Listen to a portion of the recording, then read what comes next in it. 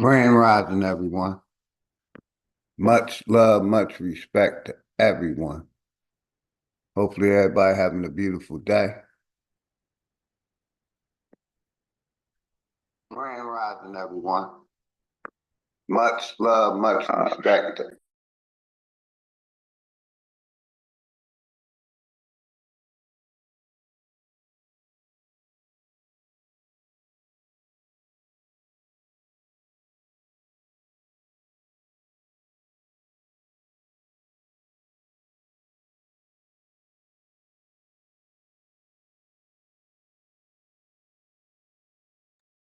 Yeah, we're going to start this off like we always do. But first, I want to give a happy birthday to my daughter. She would have been 11 years old. Happy birthday, Siani.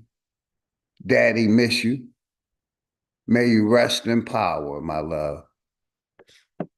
We're going to start this off with, like we always do, shouting out the sponsors and playing some music, man. Hopefully everybody having a beautiful day. We're about to get this thing started.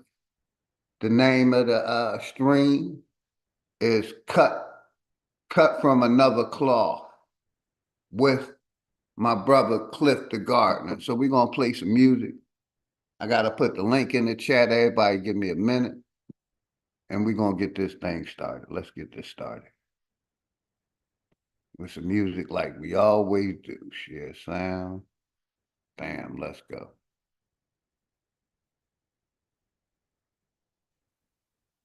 Here we go.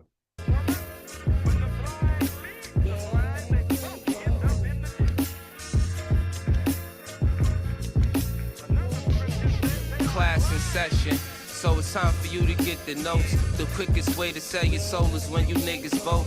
This shit I'm kicking is forbidden, better listen, bro. A politician preaching love is the biggest joke. See what they do is use this shit as a tool.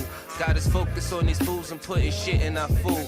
Fighting to free your mind is kinda hollow but true. The system make you a zombie if you follow the rules, so we rebel. But not too many live it to tell, till they find the cheat code using digital scales. Paradise is aborted when the mission is failed. Heaven and hell collide like prison and jail. And you don't need religion just to say you awake. You even dumber than you look, you think you came from an ape.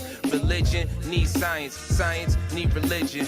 One tell a story and the other paint the picture. But listen, nigga, if you dig a little deeper, you can find that little rabbit in the mother of the reaper. I'm the best for a reason. There's a message in the speaker when the cosmos talking. That's a blessing from the ether. One day I met the devil for real and made a deal with him. Told him all I want is the money and kept it real with him. Came in the form of a thought I couldn't build with him. Shit I was selling the fiends was really killing them.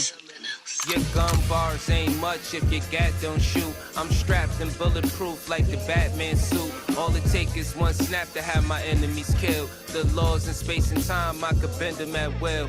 Yeah, I'm in the world that some of y'all have not seen, and living on the page that some of y'all cannot read. And right now they probably calling me cheap, cause I decided it's enough and now I finally speak. Tell you the truth, I don't trust people who cheat. It's deeper than having sex, you give birth to deceit. If you see where this is going, this is true as can be. If you lie to the ones you love, then you do it to me. The cold word is rainy night. Niggas get wet outside, but ain't no rain in sight. They wonder where this come from. Ascension when it's all done. No reason to believe in a God. When you become one, you understand. You could get it the same. Niggas will double cross you if you get them the fame. My soul ain't for sale just to get in the game. It's dangerous, homie, just remember the name. Last of my people been driven over to another state. For over 700 years. Part 2, my nigga Dangerous. Let's go. Hopefully everybody having a beautiful Monday.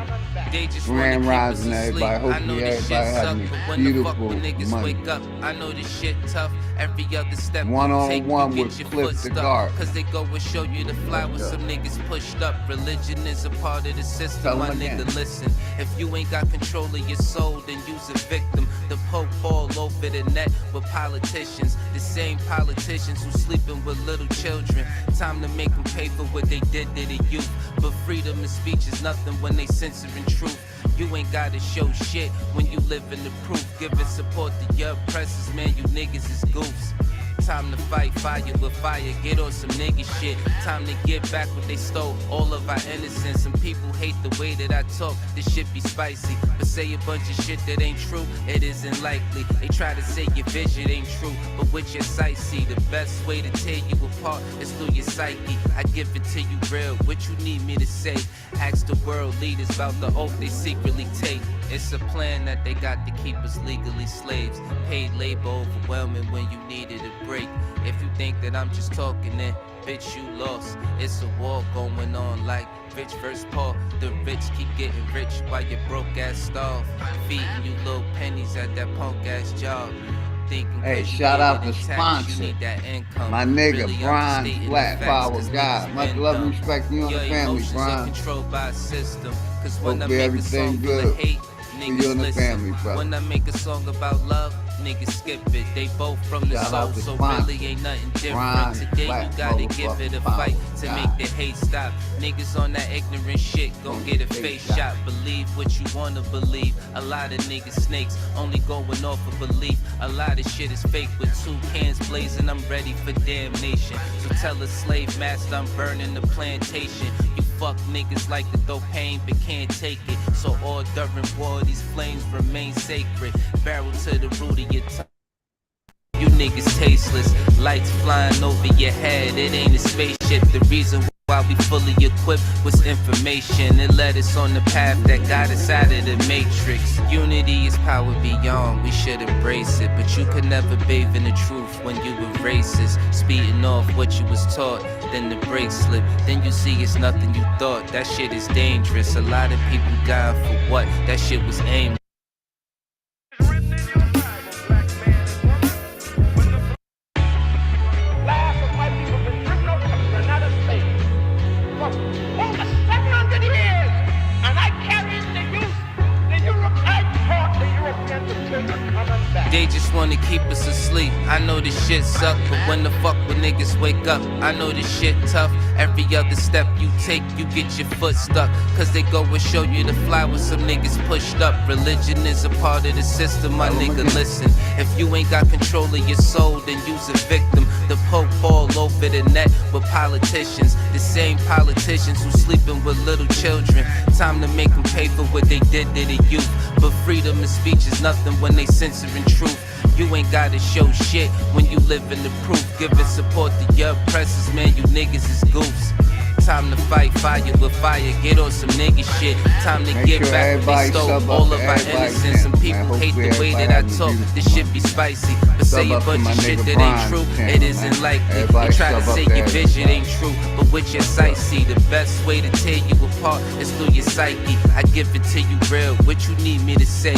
Ask the world leaders about the oath they secretly take. It's a plan that they got to keep us legally slaves. Paid labor overwhelming when you needed a break.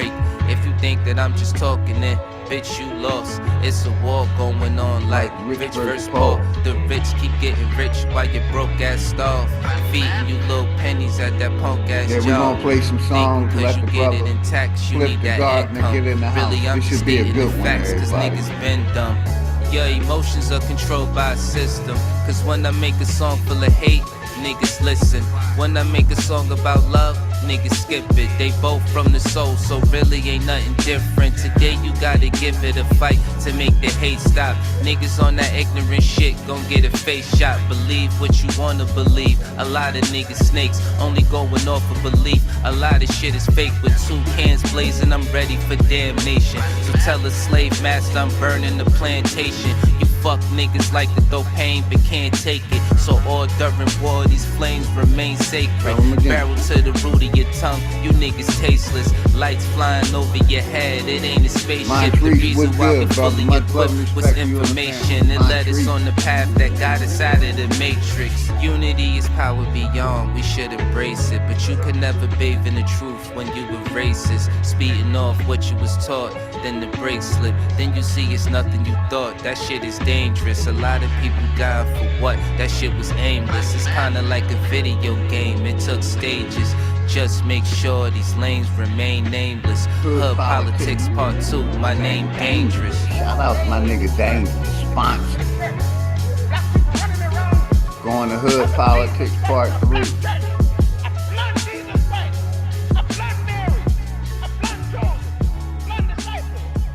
Let's go. Hopefully everybody having a beautiful Monday. I've been receiving checks from Charles Schwab on a week. Hopefully everybody having had a beautiful weekend. Beautiful start to their Monday morning. Let's go. We waiting on my brother Cliff the Gardener to come in. Rose Malik OG. Much love and respect, shit getting out of control, I mean we been there. Hate they disguise it as love, we call it sincere. They took us to a place where ain't none of this shit clear, and we just look stupid, wondering how we get here. This government got us in chains cause they don't love us. They got us separated by gangs over some colors. What hurts more is we keep trusting these motherfuckers and putting bullshit that they say over each other. It's a bad world, many cry in this sad world. A unicorn is compared to a black girl or any child. When you mix it, making life swirl. Gems meet a diamond and dance to make the ice swirl. Nigga, don't waste your time trying to hate on me. If you can't deal with your pride, then stay away from me. I don't fuck with none of that dumb shit. You heard that? Don't believe we live on the globe, nigga. The earth flat. First you gotta love yourself, then take the earth back. Find what's really important and make it worth that. Too much time in your hands lead to a dirt nap, but niggas don't keep the same energy to exert that. What kind of freedom is that? What kind of social or political system is it when a black man has no voice in court, has nothing on his side other than what the white man chooses to give him? My brothers and sisters, we have to put a stop to this, and it will never be stopped until we stop it ourselves.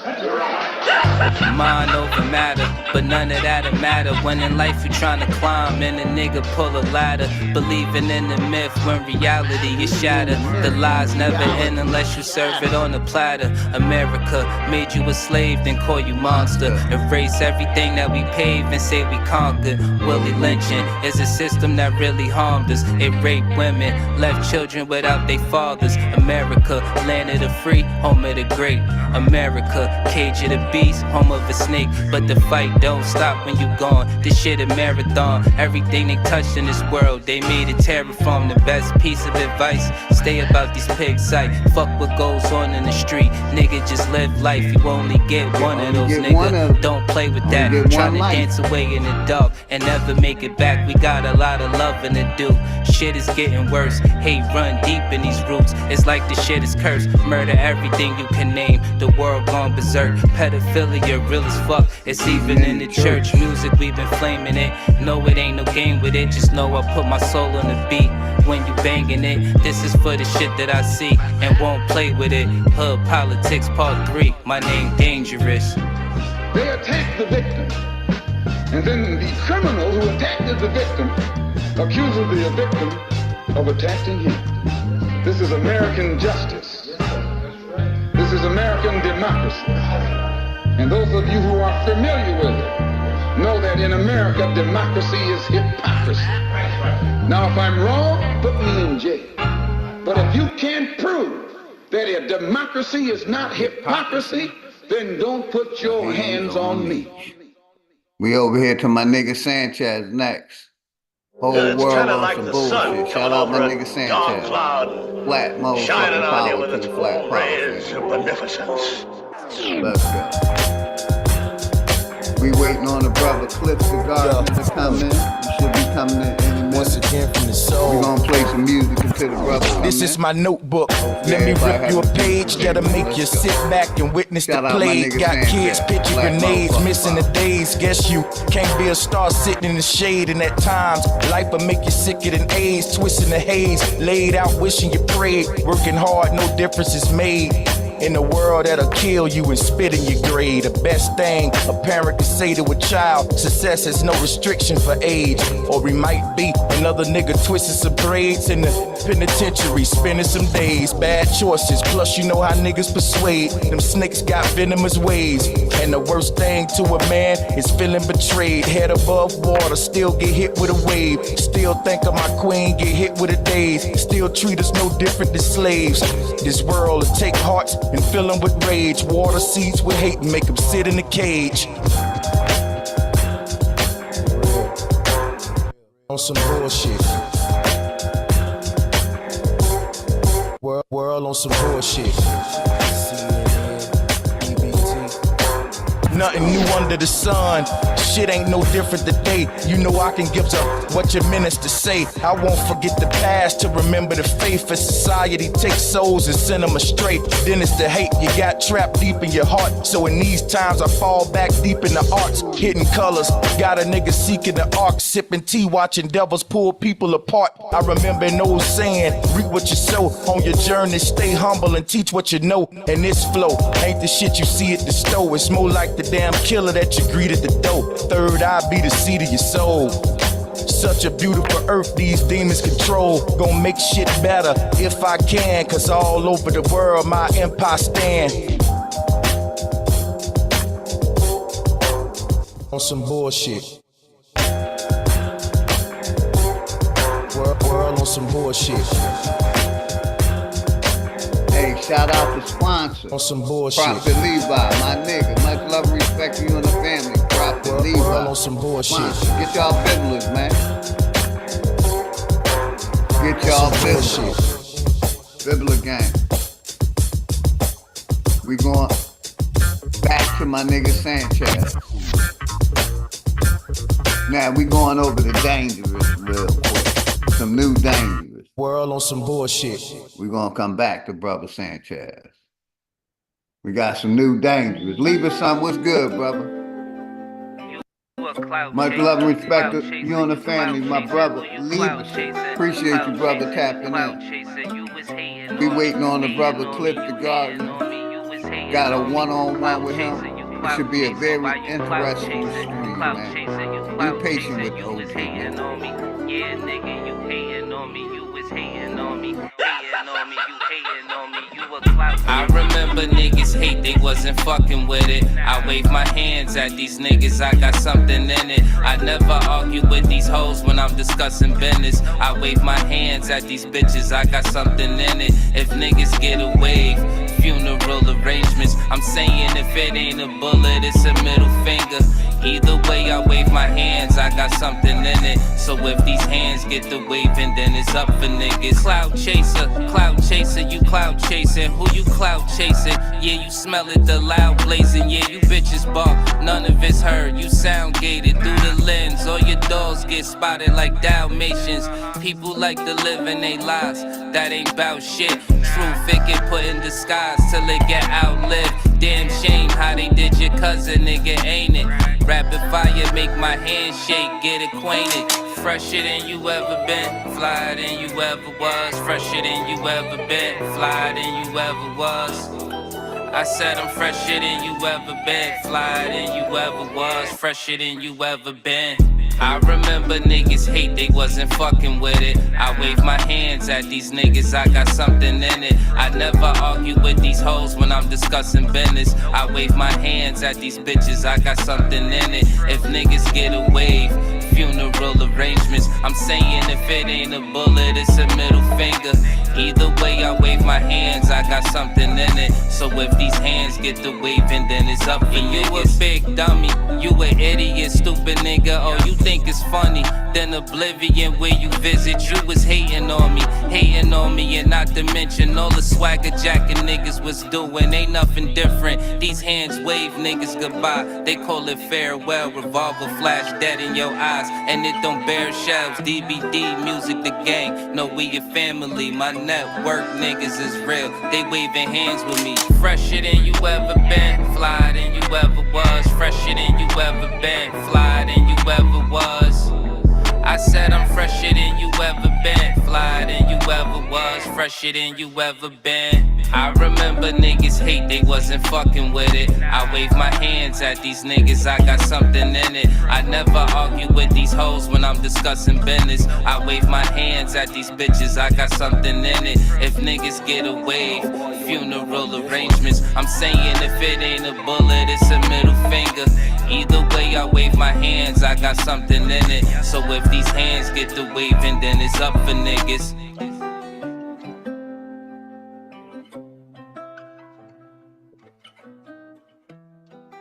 Hey, shout out Dangerous Music. We going up here to my brother Loop Dog Records. At what point does a salad become a zallad?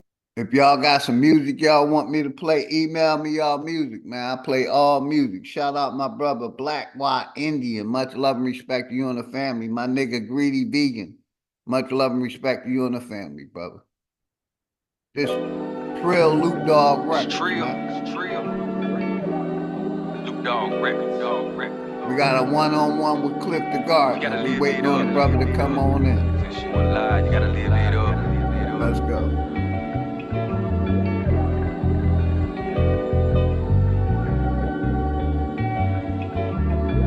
If you born on this world and you already fucked, and if you black, then your struggle can't be rough enough. It ain't no love, they just tell you to toughen up, hustle and get it up. Since you alive, you gotta live it up. If you born on this world and you already fucked, and if you black, then your struggle can't be rough enough. It ain't no love, they just tell you to toughen up, hustle and get it up. Since you alive, you gotta live it up. They say that if you born in this world covered in melanin, then you were cursed from birth with low intelligence, and you were only meant to slave and work for rent. You just another motherfucker in a cotton field, suffering from cognitive dissonance due to politics. Stuck in poverty, never seeing no way out of it. Fiending for progress, hustling to get it in. And all the moves that you making, you still standing still. The media damaging, governors pandering, punting your freedom for dollars and they just cash it in. They roll the dice with your life, they just gambling. National Guard now in charge, yeah, they with FEMA them. Be careful of the food America feeding them. Systematic ignorance to ensure that you never win. But if you born and you die, you were chosen to live. Yeah, treat your cares like the blunt, let it blow in the wind. If you born on this world and you already fucked, and if you black, then your struggle can't be rough enough. It ain't no love, they just tell you to toughen up, hustle and get it up. Since you alive, you gotta live it up.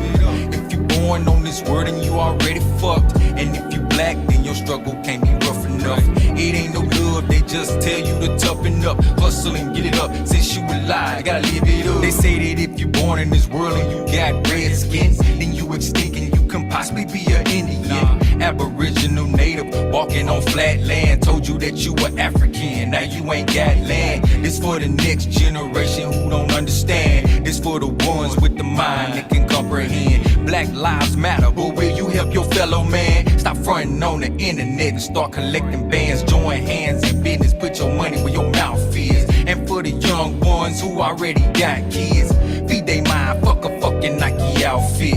Feed they soul, cause the enemy wanna see them dead. Stop letting all this entertainment go to your head. When you think of losing, think of progress instead. If you were born and you die, inspired change then. Tell a gang, sell a gang, go on, get some bread. If you were born on this world and you already fucked, Hey, much and love you and black, respect to then my your struggle sister can't be Jude. rough enough. It Much ain't no love and good, they respect, just Sharon tell you Walker. to toughen up, Appreciate you. hustle Much and love get it and up. respect, Since you Jude. alive, you gotta live it up. 512 If Sharon you born Walker. on this world and you Shout out already my brother fucked, and Nasir, if you the black, enemy then your public. struggle Much can't love be and rough respect to you enough. and the family. It ain't no love, they just tell you to toughen up, hustle and get it up. Since you alive, gotta live it on up. Your Talk Media. Everybody sub up to everybody channel. Everybody sub up to everybody channel. I thought I had the link pin. Sub up to my sister Jude channel, Enemies Public channel, Brian's channel. 900. Talk Your Talk Media. Everybody sub up to everybody. That's how all our channels grow. We going to the next song, waiting on the brother to hit the link. One of my favorites, Integrate. We're not in integration over here, man. Let's go. Let's get her, man. Look. Every since a youngin', I've been running, getting to the cake. Dog, you ain't 100, this 100, let me demonstrate. If she ain't got brains, then I ain't tryna penetrate. And if you ain't a stand-up needy, you could get your dinner ate. I ain't buying all that real shit, dog, you been a fake. Took her on a dinner date, now we on the interstate. Might be a rookie in the game, but I've been a great. And we about autonomy, dog, we ain't tryna integrate. Man, we ain't tryna integrate. Was broke back then, now the youngin' seeing different cake. We don't go off feelings, we just make sure that the business straight. And if you ain't an intellect, then you can't get a penetrate. Local need you, now I'm getting love all in different states. Gotta need you, if you ain't got scars, then you can't relate. Preach to niggas, I'm just tryna make sure that my people straight. Woke nigga in a sleep world, tryna keep awake. Man, I'm just tryna keep awake. Bodies dropping in my city, damn Perry, keep awake. How another black man, ya op, make it make sense. When the system got y'all niggas going through the same shit. Ever since a youngin', I've been running, getting to the cake. Dog, you ain't 100, this 100, let me demonstrate. If she ain't got brains, then I ain't tryna penetrate. And if you ain't a stand-up needy, you could get your dinner ate. I ain't buying all that real shit, dog, you been a fake. Took her on a dinner date, now we on the interstate. Might be a rookie in the game, but I've been a great. And we about autonomy, dog, we ain't tryna integrate. Say you shoot, what's your resume? Let me see the proof. Drilling shit, where your gang at? Let me see your troops. Getting money, pull up stunting on them. Let me see your coupe. Genocide, they pointing weapons at you. You don't even shoot. Real nigga, how you say you real? You don't love your peeps. Family man, grind, feed your family, nigga, fuck the streets. Sliding on each other when the government the enemy. If we come together, we got power, nigga, in the beef. For real, nigga, in the beef. You ain't getting money, ain't no reason to be in the streets. Striving to be legends, we ain't tryna be a memory. And now you ain't my nigga, you my Niji Aborigine. Ever since a youngin', I've been running, getting to the cake. Dog, you ain't 100, this 100, let me demonstrate. If she ain't got brains, then I ain't tryna penetrate. And if you ain't a stand-up needy, you could get your dinner ate. I ain't buying all that real shit, dog, you been a fake. Took her on a dinner date, now we on the interstate. Might be a rookie in the game, but I've been a great. And we about autonomy, dog, we ain't tryna integrate. We ain't tryna integrate with none of y'all. Autonomy over equality.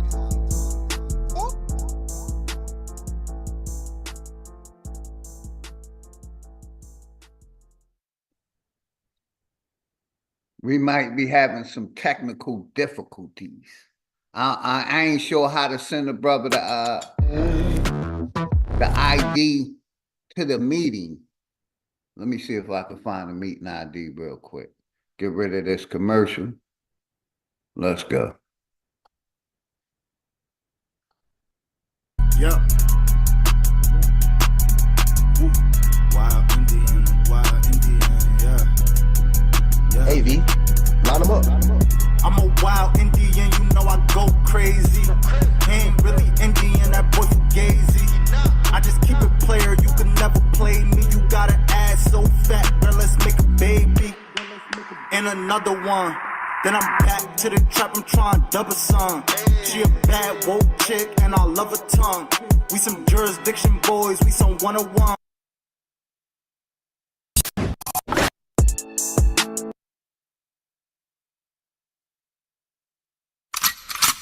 Yeah, my bad, everybody. I'm trying to figure out how to send this brother the I. Oh, there you go.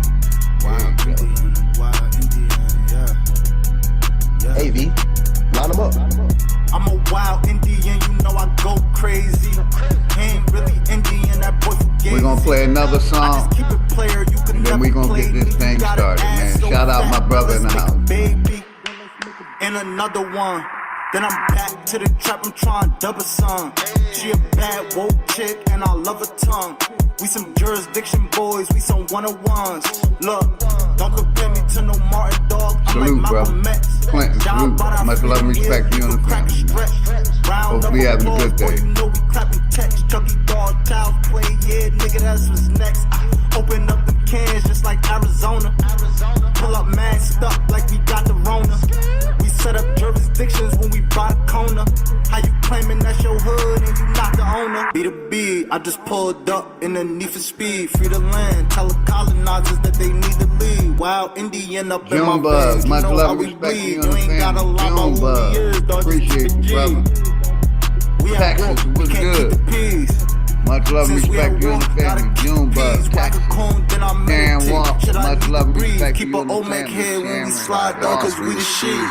Tawanda, Like my appreciate niggas said, you, bitch, sister. we Much the love and shit. I respect can't to keep all the of peace. y'all, man. If it pop off, then I want a piece. I'm just on release. I'm in go mode, motherfucker thief. In these streets like EBT, when we at war, make peace with me. I don't give a damn, understand. Fuck who stole this land, white or black or tan. Understand, it's fuck who stole this land. Might have seen me get little buddy these hands. He wasn't no abo man. A lot of these dudes is Sambo man. They full of shit like my ammo can. What they call a Roger N-word, I W, can roam off as appreciate an you, brother. ambulance. Much love and Wild respect to you Indian, and the get it in family. advance, or Roger you can post W. dated. Ask around, I'm the most Talk hated. your talk, Straight sacred, media, they so Tawanda, acreage, yes. no ape shit, show rape Everybody shit. sub up to everybody. Please, sub up to my brother. Talk your talk, media. Free the land, tell the Enemy colonizers Public that they Grind. need to leave. Wild Indian up in my Junebug, veins, you Roger know how we W. bleed. You ain't gotta lie about who we is, dog, Enemy just keep Public. it G.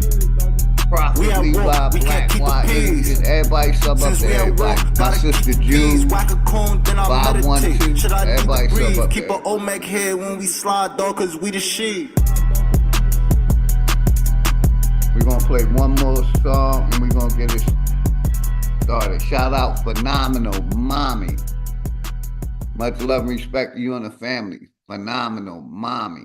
Hopefully you're having a beautiful weekend, sister. A beautiful Monday. Had a beautiful weekend and a beautiful start to your Monday is what I meant to say. With all of y'all. At this moment, absolutely not. Niggas, they been hating on the team, ain't no love lost. Shit ain't really what it seemed. Nigga, fuck y'all, let's go. Switching up the roles, bullets troll y'all. It was easy, niggas dropped your addy, one phone call. Niggas said son was over there, no waiting. Showed up, letting it spray the location. Stop thinking shit is a game we ain't playing. Stop talking money with niggas you ain't making. Forget that, killing these clowns. Let me switch back, somebody life recline. When it kick back, bullets they be letting them fly.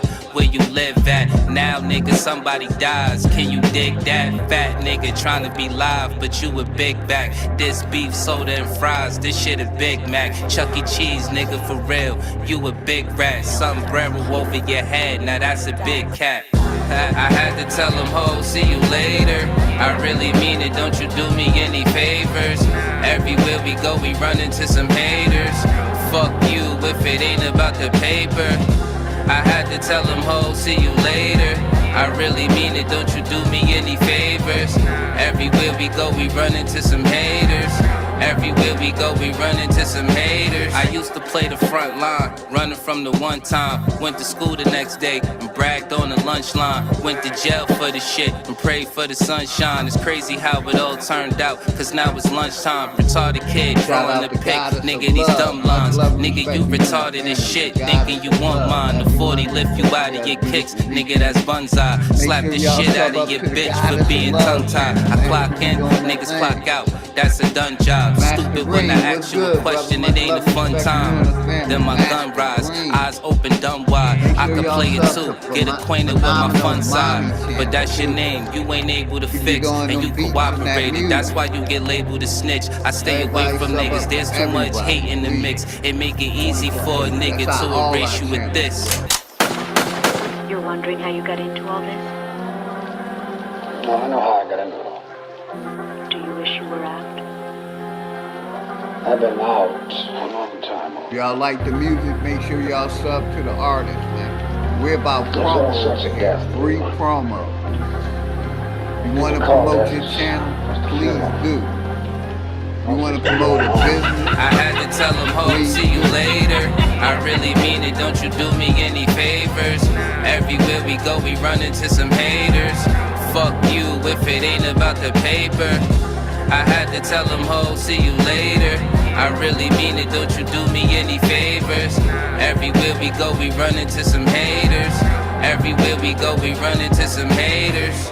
No matter what you call them, they're the enemy. Only one thing. Do me no favors. No. I never do favors.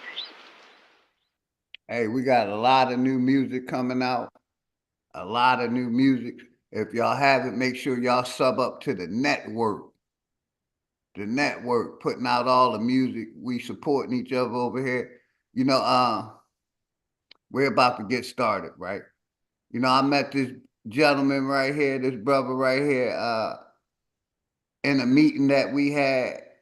You know, I heard part of his story. His story was like touching, you know, and he was willing to come over here and give y'all, you know, his message, his story, you know. So with that, I give y'all the brother Clinton.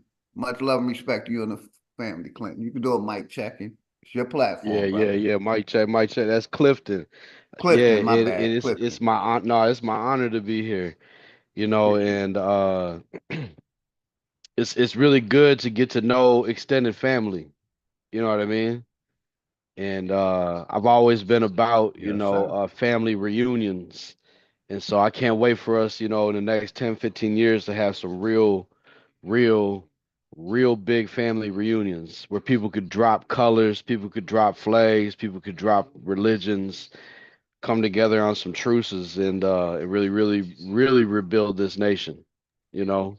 And sir, you know, that's exactly what's going to happen because we come together on this farming project and different farming projects. You doing your thing, that's the ties that bind us together. But let me That's shout out right. my nigga Key Norfolk, and I'm gonna hand the mic over to you. It's your platform, brother. Do you? Word up, word up.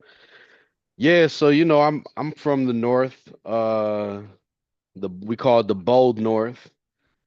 Some people call it Minnesota nice, and there's been a lot of like activity up here that people are aware of. Police brutality being the height of it. And so I just so happen to be born and raised from within that, right? And so here in the north, the crowd that I was kind of raised in, that I ended up rocking with, it was a lot of people who were trying to find identity, really. You know what I mean? Nobody really was able to identify with a tradition or identify with the culture around us. Santa Claus don't visit our crib, and I was always told my whole life the same thing I tell my children. You see a fat white man coming down your chimney or in your door, you better go grab a baseball bat real quick. You know what I'm saying? Like especially with what just happened with our brother up here, Amir Locke. Amir Locke got a no-knock warrant in his house. Maybe you heard about this. Shout out to the Amir Locke family, and his uncle and his mom and his dad who are um turning tables over to get justice for their son. But I mean, here in Minnesota, I mean, Amir Locke was just sleeping in his cousin's apartment on a couch and had his little piece next to him. And when somebody startled him awake, the police, you know what I'm saying, a whole crowd of police, right? A whole crowd of police in his apartment after George Floyd's murder. You know what I'm saying? After Dante's murder and so many others had a gun over him, and all he saw was somebody with a gun, so he went and grabbed his gun. And then they said police and then started open firing. But when they reviewed the video, his fingers were not on the trigger. They were along the barrel, right? And so but they have riddled him with so many bullets. His uncle actually has been going around the country and showing this video of his nephew's body riddled with the bullets from the police, right?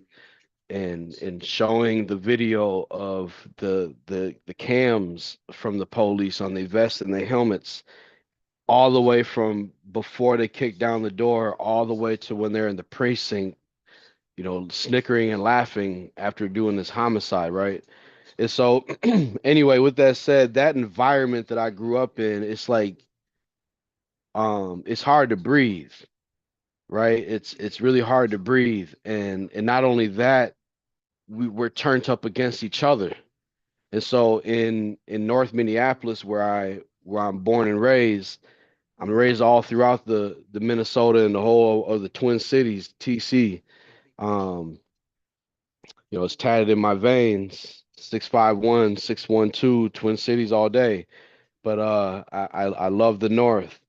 But with that said, over the last 16 years, there's been this strange war going on. And it started with, because up here in the North, we got like some really good welfare packages, which I'll touch on in a little bit. But these welfare packages brought a lot of community from a lot of urban pockets here. And what ended up happening, it clashed. Like when Brother Larry Hoover tried to start a movement in Chicago, and it turned real wicked real quick.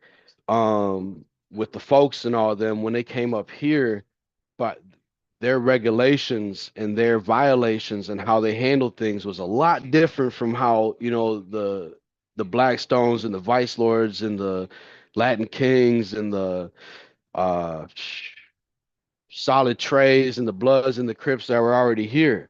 And so then when all these children, fatherless children, came to the North with their mothers who had no time for them, you know what I mean, but was trying to make time with all these brothers from, from the hood, it just clashed. And over the last 16 years, we've been seeing a really heavy result of that, where it ended up turning into something called the wars of the highs and the lows, where people just moved on one side of North Minneapolis or on the other side of North Minneapolis. And the way North Minneapolis's grid is set up, it's alpha numerical, right? And so from 26th Avenue South and 26th Avenue North, it was the highs and the lows. And I'm telling you, it was a plot. It was a plot on our lives, and I got a front row seat to see it. And I warned our people the whole time of what was happening, right? From the garden. They call me Cliff the Gardener back here. And not from the amount of gardens I've grown, but the amount of gardeners I have grown. But so, and how I got to all these young brothers to start becoming gardeners when I couldn't get them a click was I had to teach them that tomato is the closest kin to cannabis. And so when it finally legalizes around the world, we have a lot of cannabis growers in Minnesota now that has been legalized as of August 1st, 2024, plus with all these bomb packages. But mind you, this year, over 700 people were sent in for a RICO charge on an indictment in North Minneapolis. 700 people. When it was at 400, that's when I found out. I called the Department of Justice myself in Washington, D.C., and I said, "What in the hell are y'all doing?" And like, "What do you mean?" I said, "Well, sir, my name's Cliff the Gardener. I'm the founder of the co-founder of the garden across the street from where my cousin Jamar Clark was murdered by the 4th Precinct." I said, "But I'm also one of the mentors, early on mentors of Kobe Heisler, who was murdered by the Brooklyn Center Police." I said, "But I'm also the founder of the George Floyd Memorial Living, Breathing Memorial Gardens, but I'm also the co-founder and developer of the Dante Wright Memorial, but I'm also the founder of the Walk of Justice, where we take groups on a pilgrimage, not a tour, of these murder scenes in the history of what has happened since Great White Flight and further back." and how the gang clashings have to stop, how the minority is not minority by number, we're minority by being segregated and putting these little small developments all over, and we think small-minded by something that I call the 38 block mind frame syndrome. The 38 block mind frame syndrome is something that's similar to like being psychotic, right?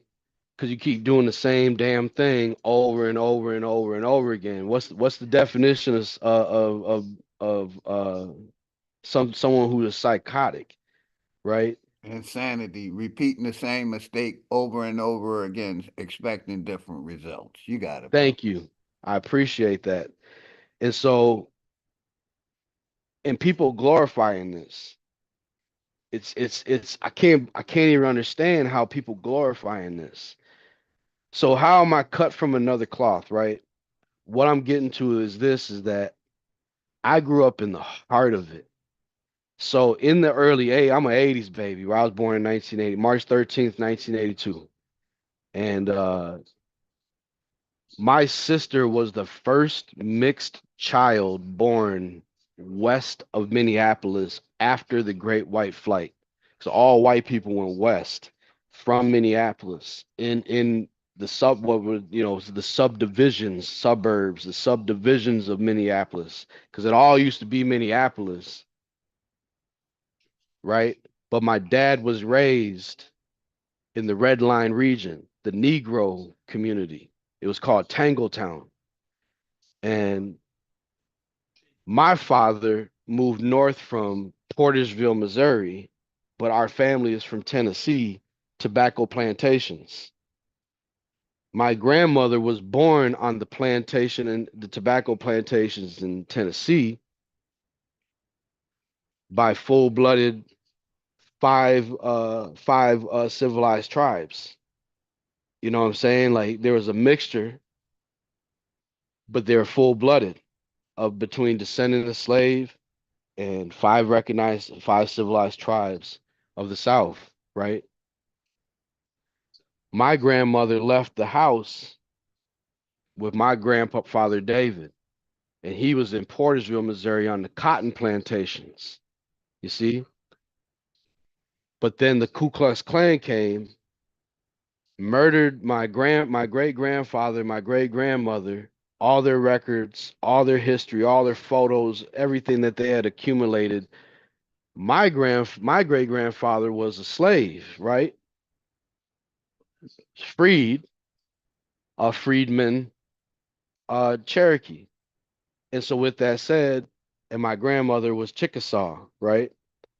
And all those who were in the house were murdered.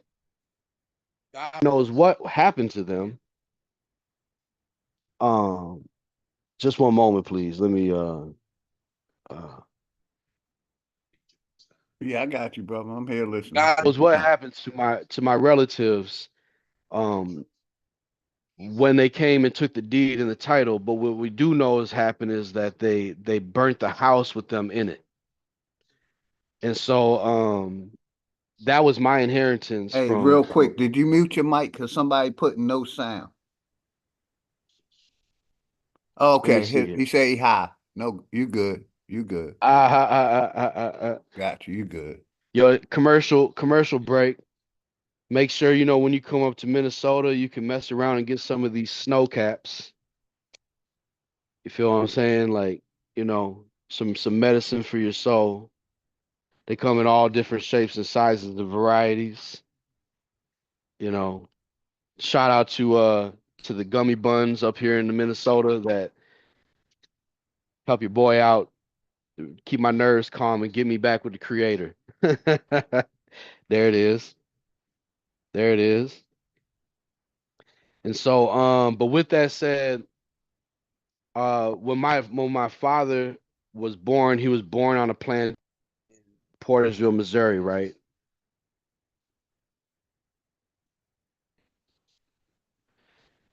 And being born on this plantation, he was the last male of our family born on a plantation. My brother, who's 1 years older than I am, was the first male born off a plantation and with a white woman, right? Which was unheard of. And but my sister was the first mixed child born in the West Hemisphere of Minneapolis, where all the whites had fled to.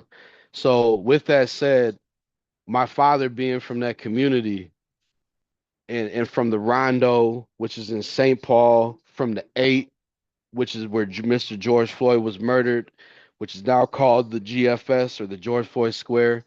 But all these places are historic because when the Great White Flight took place, a lot of blacks got scared. A lot of us people of darker pigment, of indigenous background here, we fled west, like west. When the whites went into the western suburbs, they're like, oh shit. So a lot of people ended up leaving to the west coast, where you got like Ice Cube, and he always comes back to the north side to come check in on us. You know, you got Butter Love. You got that butter love. RL, his family moved out to the West Coast. You got in next, and then you got Jimmy Jam and Terry Lewis, who kicked it with I got Terry Lewis and Jimmy Jam's number in my phone right now. Terry Lewis really helped sponsor me when I was building the George Floyd Memorial. And when I was part of that movement, right?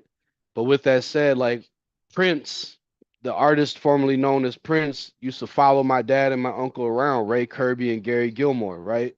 And so with this said, like my dad was all over networking in motion around the Twin Cities in these urban spaces, and he was a violator for a lot of these gangs, right? And so that was the environment I grew up in. But my mother from the western suburbs, when she had these mixed children, she was alienated from her community, and then she had to live in what's called Bloomington, Minnesota. A lot of people might have heard of Bloomington, Minnesota. It's where the Mall of America is. And so like back in the day, they used to have a song and it was about us. We was them little baby kids, you know what I'm saying? Like there's a place to run for your life, Mall of America, and they called it Camp Shoot Me, not Camp Snoopy. And a lot of people would get stabbed and robbed. And I'm not glorifying this stuff. I'm just saying this was as a child. I was 6 years old when the OG started taking me to the Mall of America and pointing out the bikes and showing me how to cut the locks and getting Gary Fishers and Biancas and Dinos and all these other high brand bikes, bringing them back to the hood. And I was 6 years old getting $50 a bike. You know what I'm saying? Like as they chop these bikes down and resell them. We got bike trails that stretch all the way out to the Dakotas, North Dakota and almost into Montana, and we got bike trails that stretch all the way to Canada, that these white folks utilize majorly, right?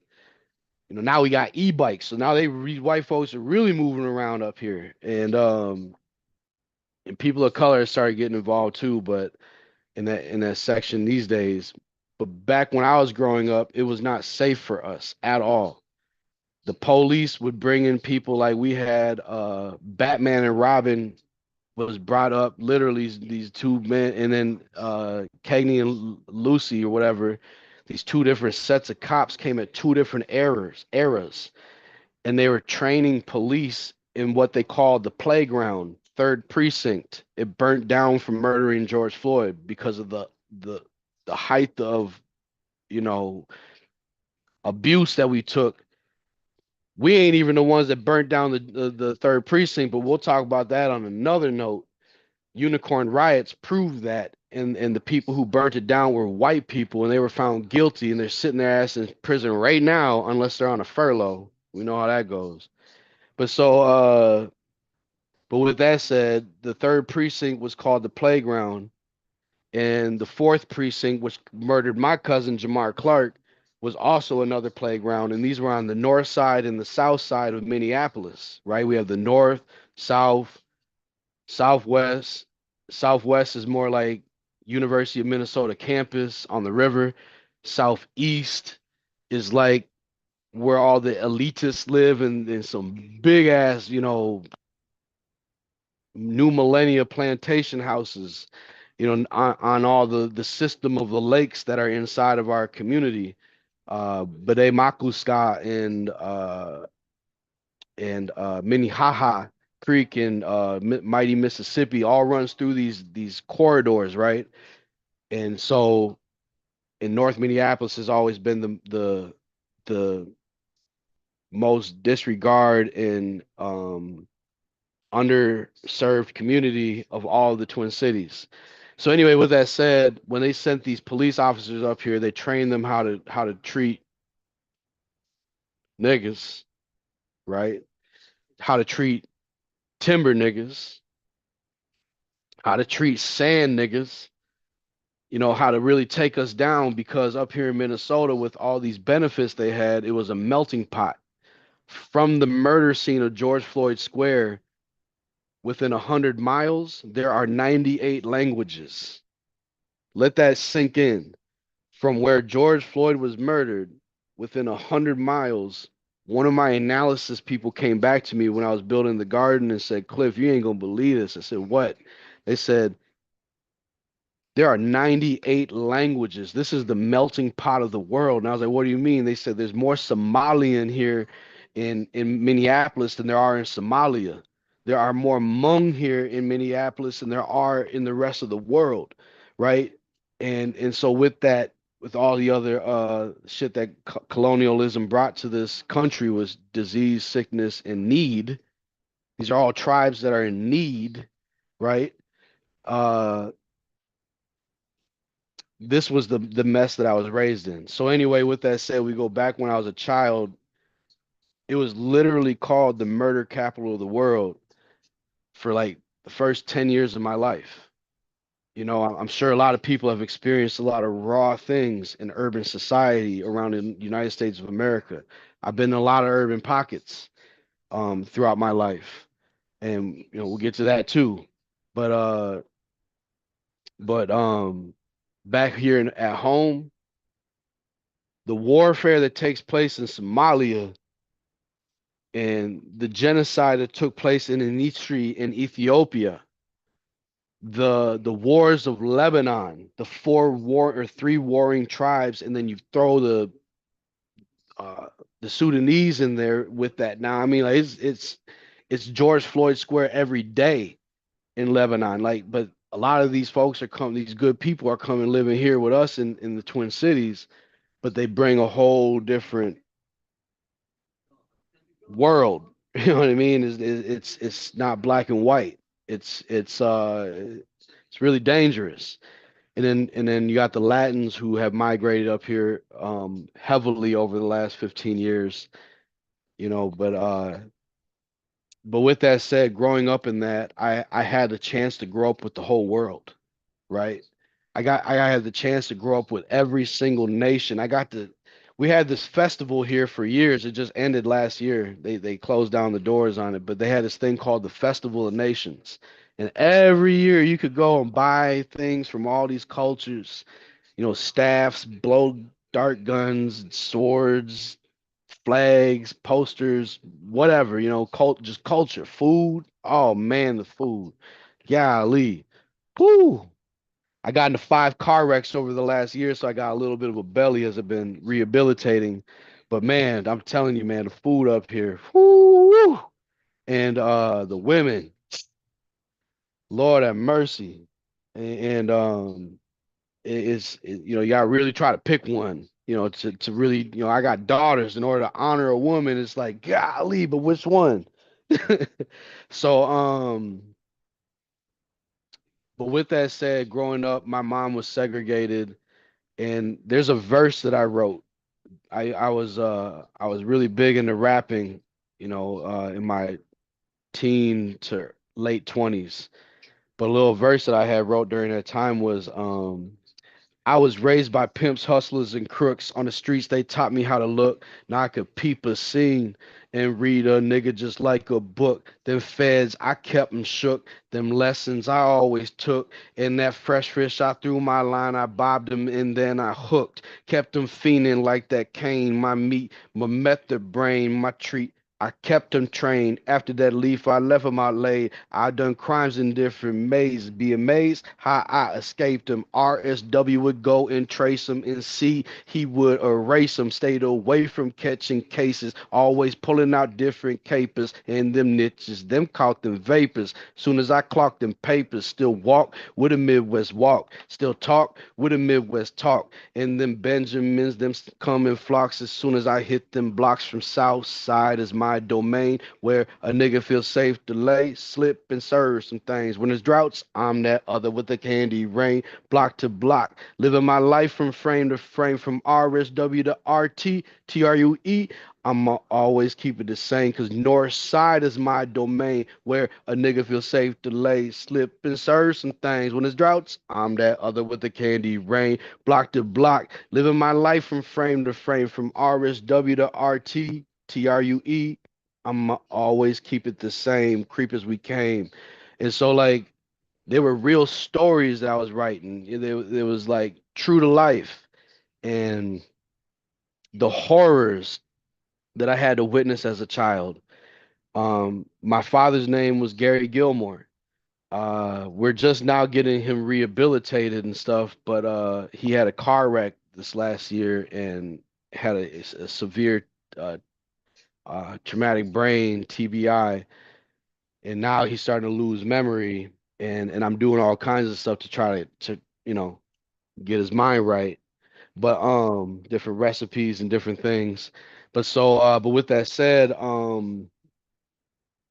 my father was a pimp, and how he became a pimp over time is that there was pimps up and down Plymouth and Broadway, two of our main veins. Jamar Clark was murdered on Plymouth, and Broadway is kind of like, it was actually an ancient fur trade route to Canada.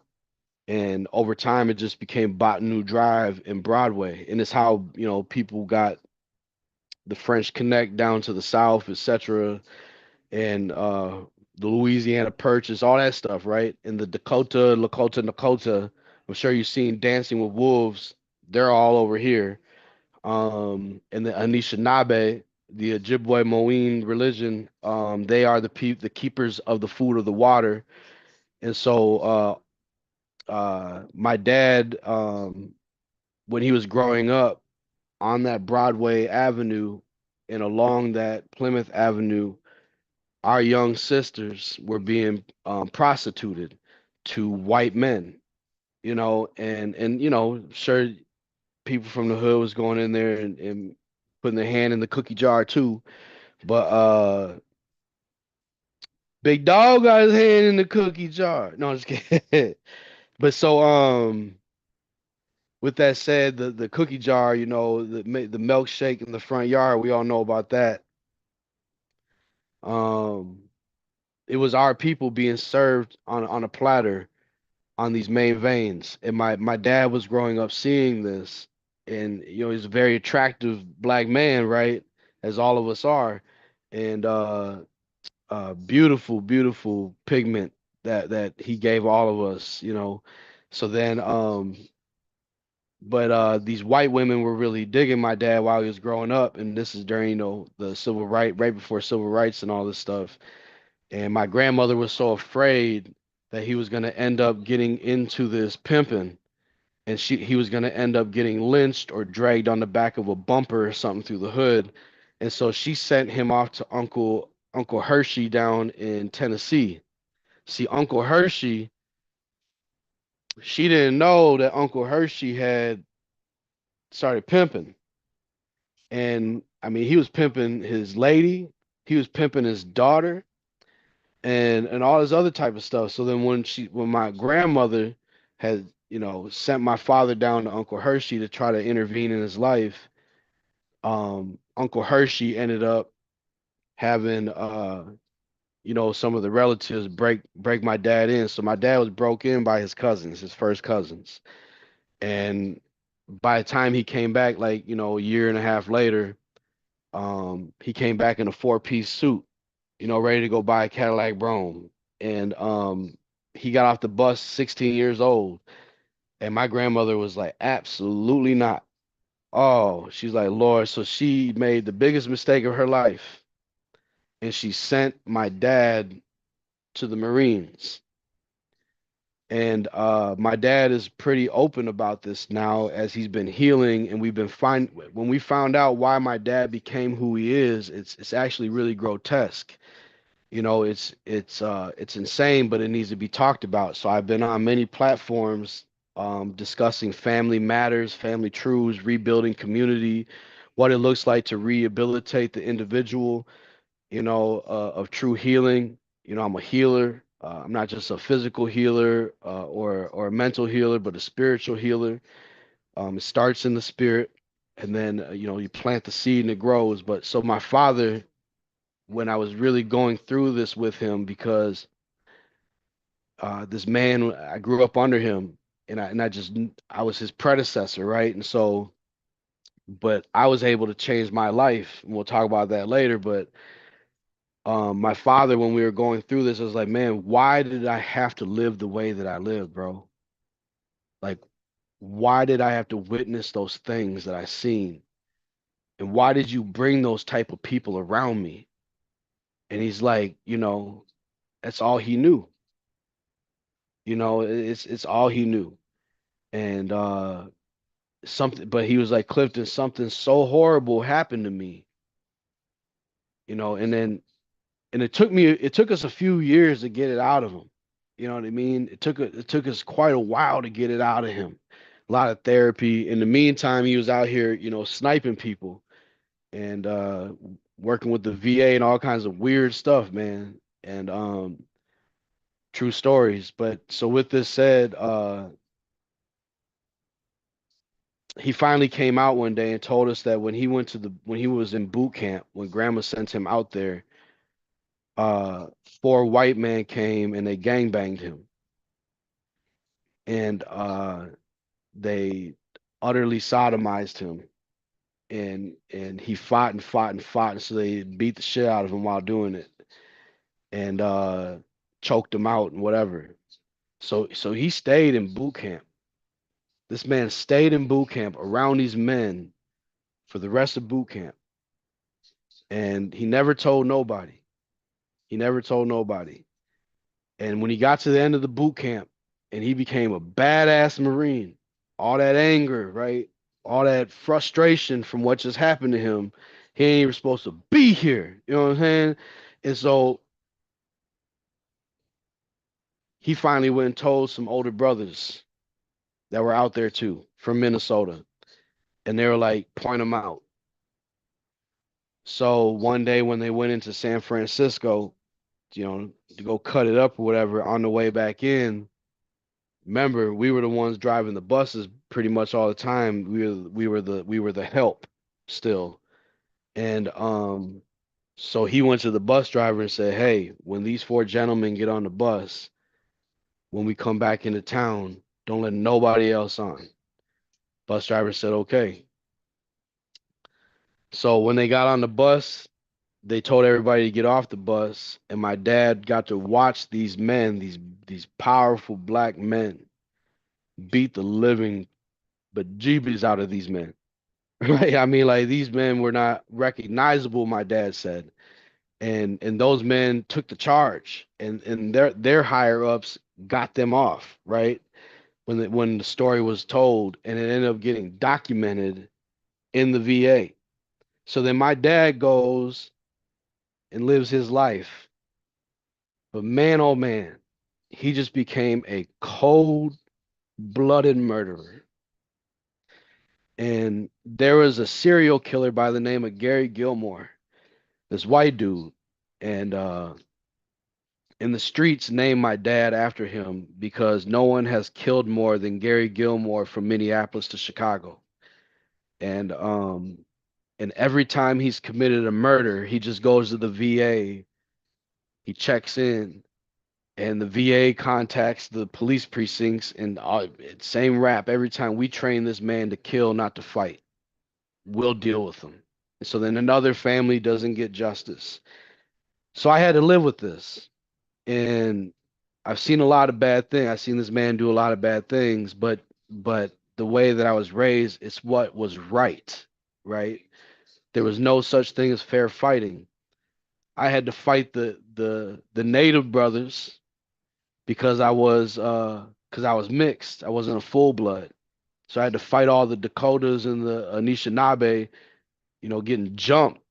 I remember 4 years old, 5 years old on the south side, being me and my brother and our cousin Brian, back to back, 10 toes down, knuckle up, fighting our way out of all these natives from the native mob and all these other cliques. And on the south side, but on the north side, we had to fight all the niggas because we was mixed, right?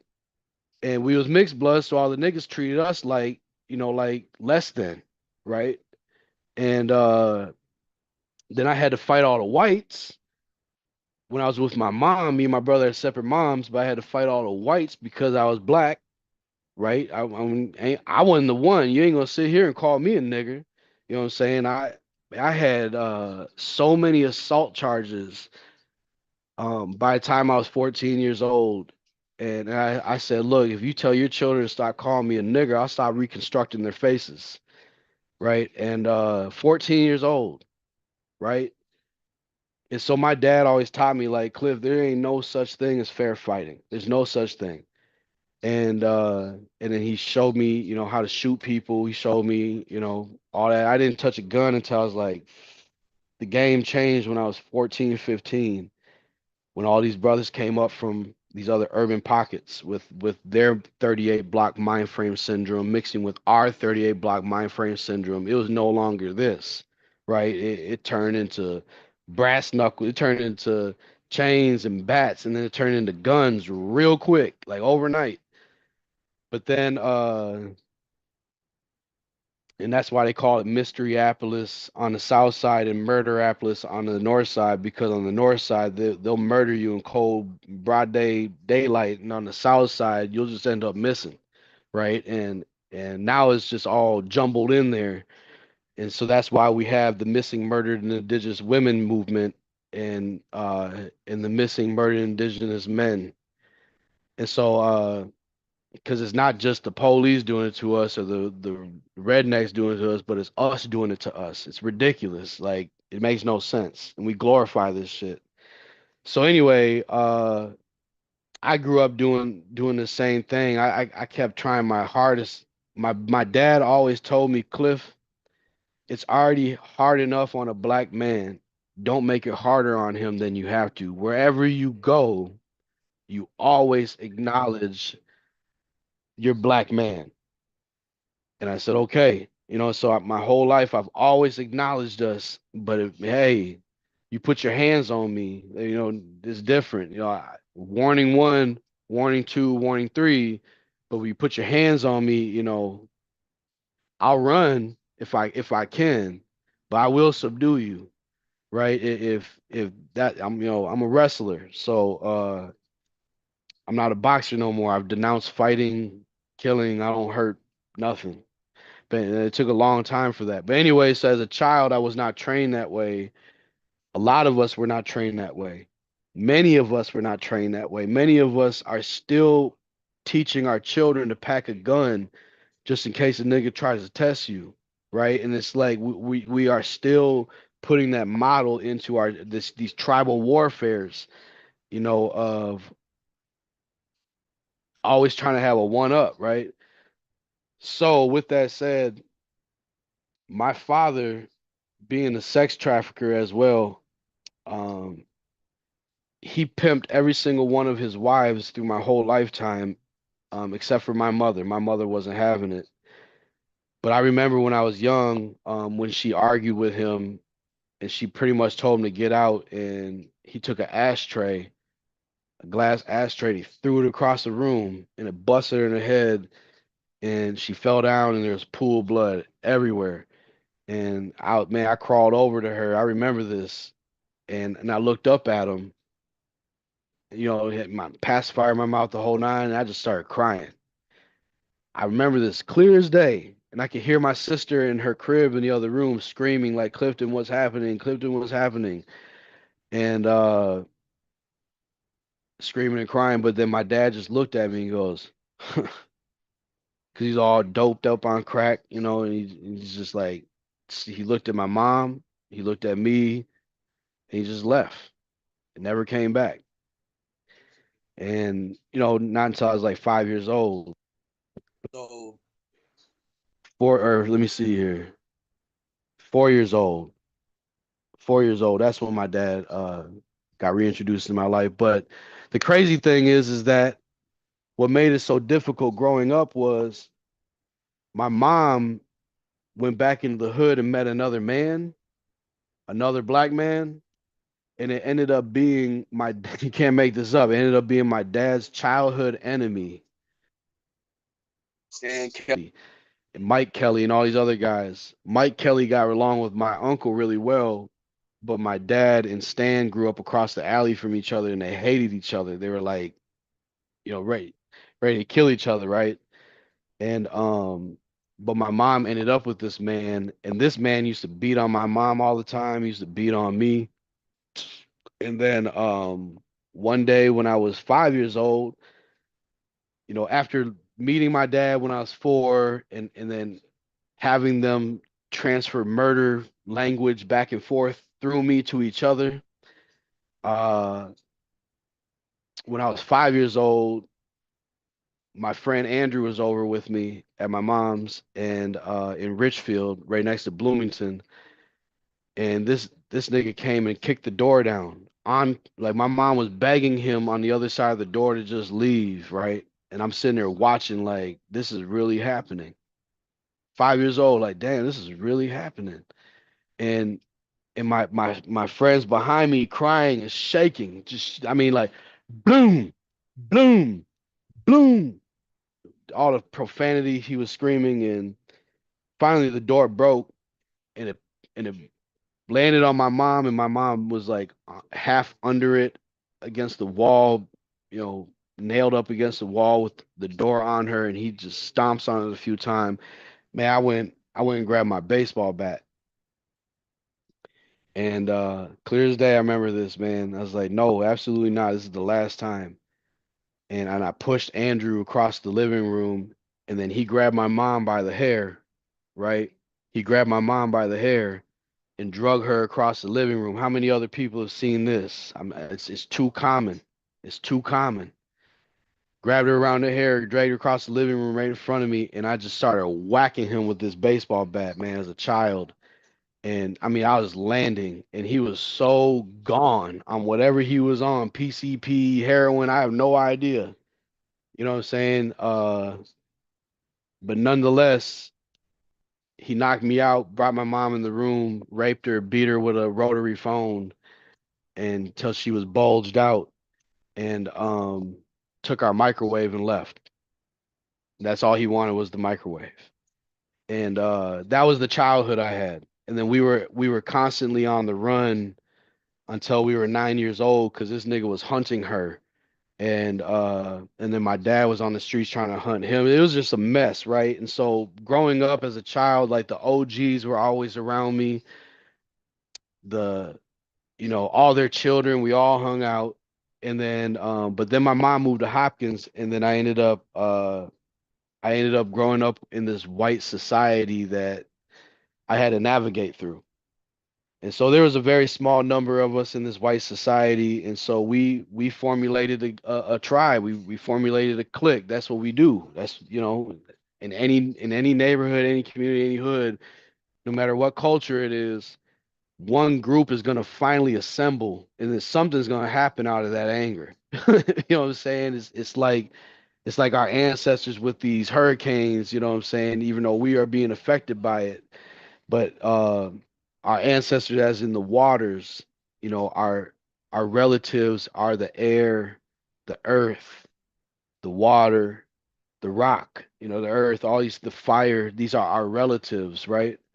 And so our relatives and our ancestors are very upset with all of us. It's too much blood.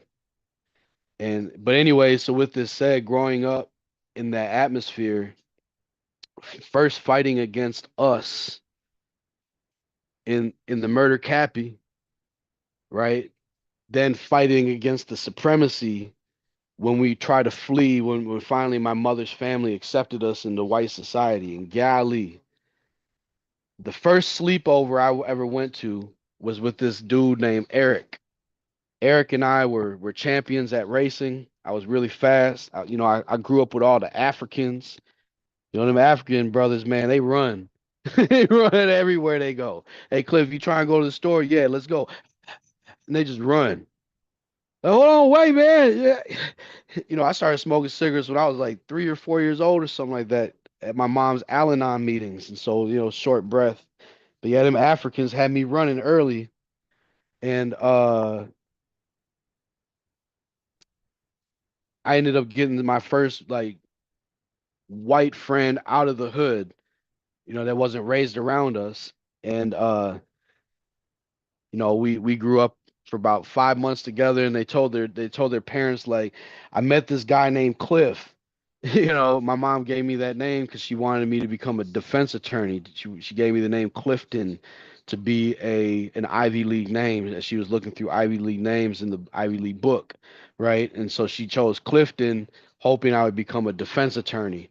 And so this dude's white family, way off in the cut, like deep, deep, deep into the western suburbs of White Flight, in these big old palaces and mansions, huge mansions, up to movie theater rooms. MTV Cribs was late. They was late. They had these white folks already been doing that. So by the time MTV Cribs came out, they tried to show us the wrong way to go get that. They glorified a whole nother way to go get these houses with theaters, but meanwhile, they was over here laughing, while we ran around in their muck, making a mockery out of us, right? And so the first time I went on an overnight to one of these western suburb homes, I was 8 years old. My daughter Annalisa's 8 right now, and I couldn't imagine her having to go through. She wouldn't even know how to handle this because being a young lady, princess, her mind wouldn't have handled it as well as I. But Yeah, my daughter's 8 also, brother. with that said, my mom went to drop me off, and when she dropped me off, the mother looked a little like weirded out, like, "Hey, yeah, how about you two go in the back and play, right?" And so we went to back into play, went back to play or whatever, and then she talked to my mom for a little while and went inside. But then when we went to go inside, she was like, "Oh, Eric, honey, why don't you just let your friend stay outside until dad gets home, right?" And yes, right? And she had me go pee by a tree. And so about an hour later, my mom pops back up, and I'm like, "What's up? What you doing here?" And she's like, "Well, we'll talk about it when we get home. We gotta go now." And I was like, "Huh?" She doesn't talk about it, and I was like, "Man, why am I not spending the night at Eric's, mom? Why didn't I get to bring my bags inside? Why did I have to use the bathroom outside? All these real ass questions." Sorry, I'm so sorry, Clifton. I'm so sorry. And she just couldn't talk to me about it, right? Like as if she was the guilty one. Yeah, I'm gonna keep y'all on, but I gotta go out and look at this 15,000 square foot warehouse that someone's getting ready to give me. But I'm gonna keep this on as I go. But so with that said, um, the next day, after the weekend was over, I went to school and I went over to Eric. I was like, man, that sure was strange what happened, on Saturday. He's like, yeah, that was kind of weird, wasn't it? I was like, yeah. I was like, why did my mom come pick me up early? She ain't talked to me about it. And he goes, well, he's like, Cliff, this is the thing. My dad had a talk with me. We're 8 years old at Richfield, or I'm sorry, at Hopkins Eisenhower Elementary. Um, 8 years old. He says to me, my dad had a talk with me, and he said, and this is what Eric said to me. He said, "Cliff, this is just the hard truth. You'll always be a nigger, and I'll always be above you. I can't even make this up." And he said, "So therefore, we can't be friends." And I said, "Eric, please take that back, man." I said, "Please take that back." He said, "No, Cliff, it's just the truth." And I didn't know what to do with it, right? I was so shocked and so confused. It was the first time like anything like this ever happened before in my life. I knew it was there. The racism in my family, you know, et cetera, et cetera. I knew it was there, but it just never it confronted me like that. And so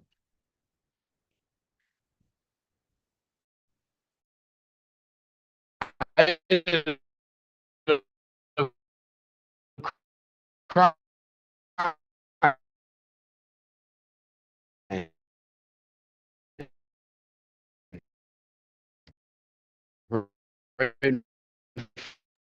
Hey, I think they messing with your you breaking up right now, brother.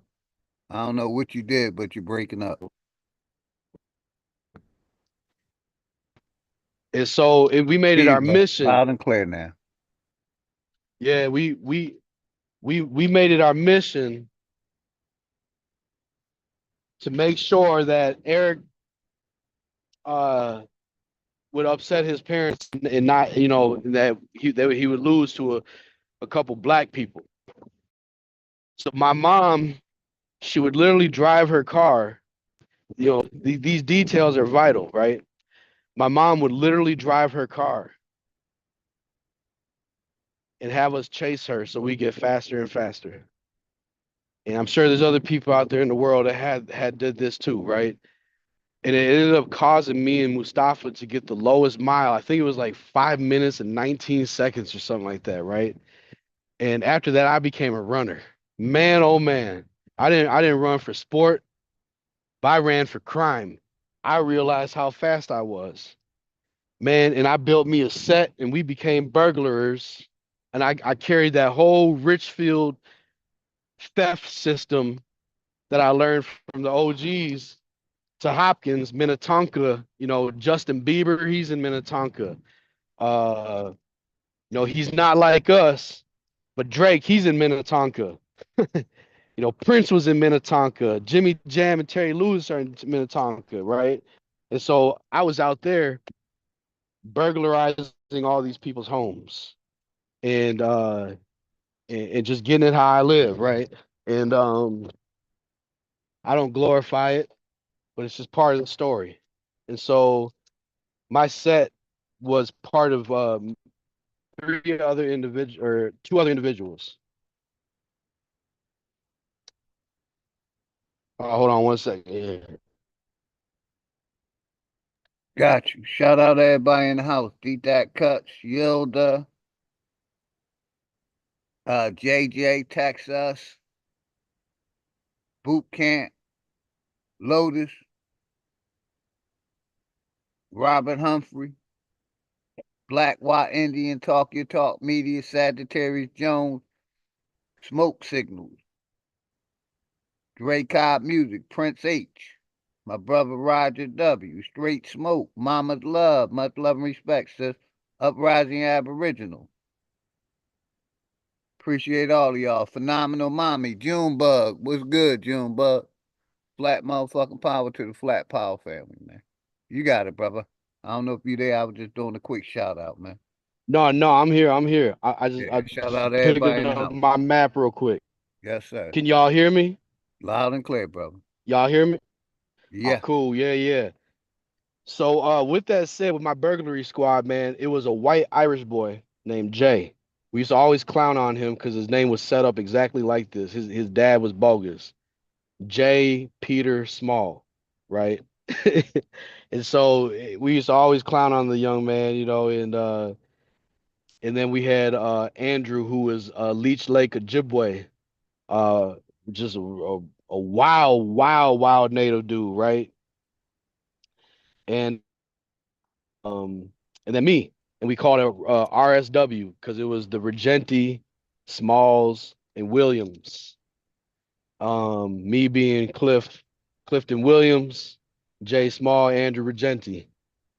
So we ended up going around and formulating these alliances all over the state. Uh Starting at the age of golly, 13. You know, I met them when I was 12 after the young thuggin' from when that boy said that to me at the age of 8 all the way till 12. You know, I was just the knockout king. I didn't care what anybody said. And I rolled with all the mixed brothers that was going through the same thing. And a lot of our black brothers and sisters joined us in this movement, and I just became the knockout king. And I didn't wait for people. I didn't nothing. I wasn't nothing special. Um, and it wasn't like I was stronger than everybody. At the end of the day, I think the creator, honestly, I think the creator kept me alive. You know what I'm saying? And because there was a higher calling in my life that, not higher than anybody else in a sense, like someone is worthless, but there was such a high calling in my life and I was such a fool with it that the creator just looked out for me and kept me alive, all the bullets that had grazed my forehead and whizzed by me, and all the baseball bats that people swung at me and missed, and et cetera, et cetera. Uh, and it's a hot mess, and a lot of us have gone through this, and a lot of us can say, man, the creator's hand was on me. But then what about the ones who didn't make it, right? The creator's hand wasn't on them. And it's like, so I didn't realize back then growing up that the same one that molded those bodies, the same one that fashioned those bodies, the same one that produced those bodies inside of the womb, because we are all knitted and formed and fashioned. The creator knew who we were before we were ever even thought of, before existence went into rotation, that we were to become the stewards of this earth. And over again, we all choose a different path, right? And usually it's a path of destruction because we're jealous of what somebody else has, covetousness, right? So anyway, so that's what I was. I was in vanity and covet. I mean, I coveted all what all these white people had. I was jealous. This man, y'all remember when cordless phones came out? Golly, when cordless phones came out, or man, they had to stop selling. They had to stop making answer machines because we were thieving them answer machines, right? And I mean, it was heavy, and they got into car theft, right? I was stealing cars by the time I was 12 years old in Burnsville, which is one of our way southern suburbs of Minneapolis. And well, anyway, as we were going around and connecting the Twin Cities and connecting the state, by the time I was 15 years old, I mean, I had hundreds of thousands of dollars. It was insane. We were going to shopping at the Mall of America, taking trips out to Oregon, friends with cars that were older than us. Then I ended up linking up with this white girl that, man, she was bad, man. Amy, my first wife. She ended up being my first wife, but she let me do anything I wanted in the world, and she was loyal. And until until shit hit the fan. And when a brother had a life sentence and a death penalty, but we'll talk about that later. But another time actually. But so then uh as we were going around and doing this, my mom had kicked me out by the time I was 13 years old. Um she couldn't take me no more. Uh her family and a lot of people had convinced her that I would always be like my dad. I mean, just to rewind a little bit, my mom after she got beaten by Stan so bad, she ended up going into the hospital, you know, psychological shit, trauma, PTSD, whatever you want to call it. And my auntie thought she would do my mom a favor and the family a favor, and my auntie took my sister and I and and uh and dropped us off at the foster home, and we lived to get rid of the disease of the family on the white side. So then, so my sister and I were in foster homes for almost a year and a half until my mother's youngest sister found out where we were, tracked us down, came to the house, banged on the door, and snatched us back from that wicked ass lady that was trying to get me to dress in girl clothes all the time. I could never come out of the basement because I wouldn't wear girls' clothes. I mean, it was bad. It was ridiculous stuff, man. I had to wear the same outfits for like weeks because of this lady because I would not put on girls' clothes and my sister would like, scream at the top of her lungs and make it uncomfortable to live there and all this other type of stuff to protect me. And then they give me new clothes and let me take showers. It was ridiculous, y'all. And but my auntie came and saved us out of that situation. It was just one more of those things that put hate in me for white people, right? And for white men, really. And so then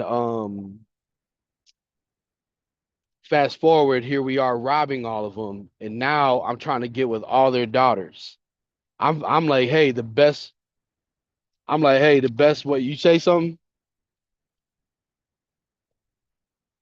I'm like, yeah, man, it's the best way for me to get back at all these white folks is just to sleep with their daughters.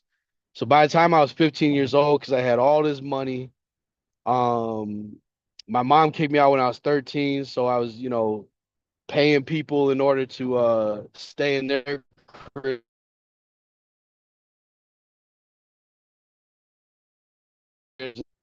We started shooting, carrying guns, toting. Uh, we were at war, at odds with the police. The police were because they couldn't catch us. My team was just so lucrative. They just couldn't catch us. And we had all these white people who were like, harboring us and stuff throughout the suburbs, because we had all the dope, we had all the cocaine, we had all the marijuana, the acid, the shrooms, and so all the white people will harbor us and it was evil. And in turn, wars started developing that never existed before over jealousy amidst our own people, and the gunplay got crazier. Man, where a brother just had to survive, really. And a lot of us know that story. That story is too common. And it's back to that 38 block mind frame syndrome, right?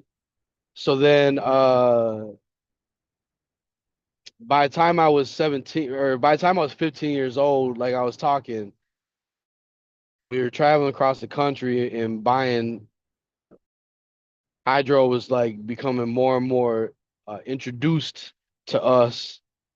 Um, and that hydro, that sticky icky, Snoop was singing about it, everybody was singing about it, so I went and got it and brought it back. The first thing I brought back was something called the Alaskan Thunderfuck stick and Thai stick. And when I brought that back, man, like the world went crazy. And in my world, right? And so then but then I started having these encounters with the creator. And one day my mom came to me and she said to me, she's like, Cliff, she said he came to me one day and he said that if I gave my life to him, that he would reveal himself to you. And this is when I was 14. And I was like, man, you better stay, life's about money, mom. Get money. And you're doing good, Toots. You got a job at GMAC, GMAC Mortgage. I was like, you just stay there, keep rising them ranks, and you're gonna be all right. I was like, one day I'll come buy this house from you and you can go travel the world.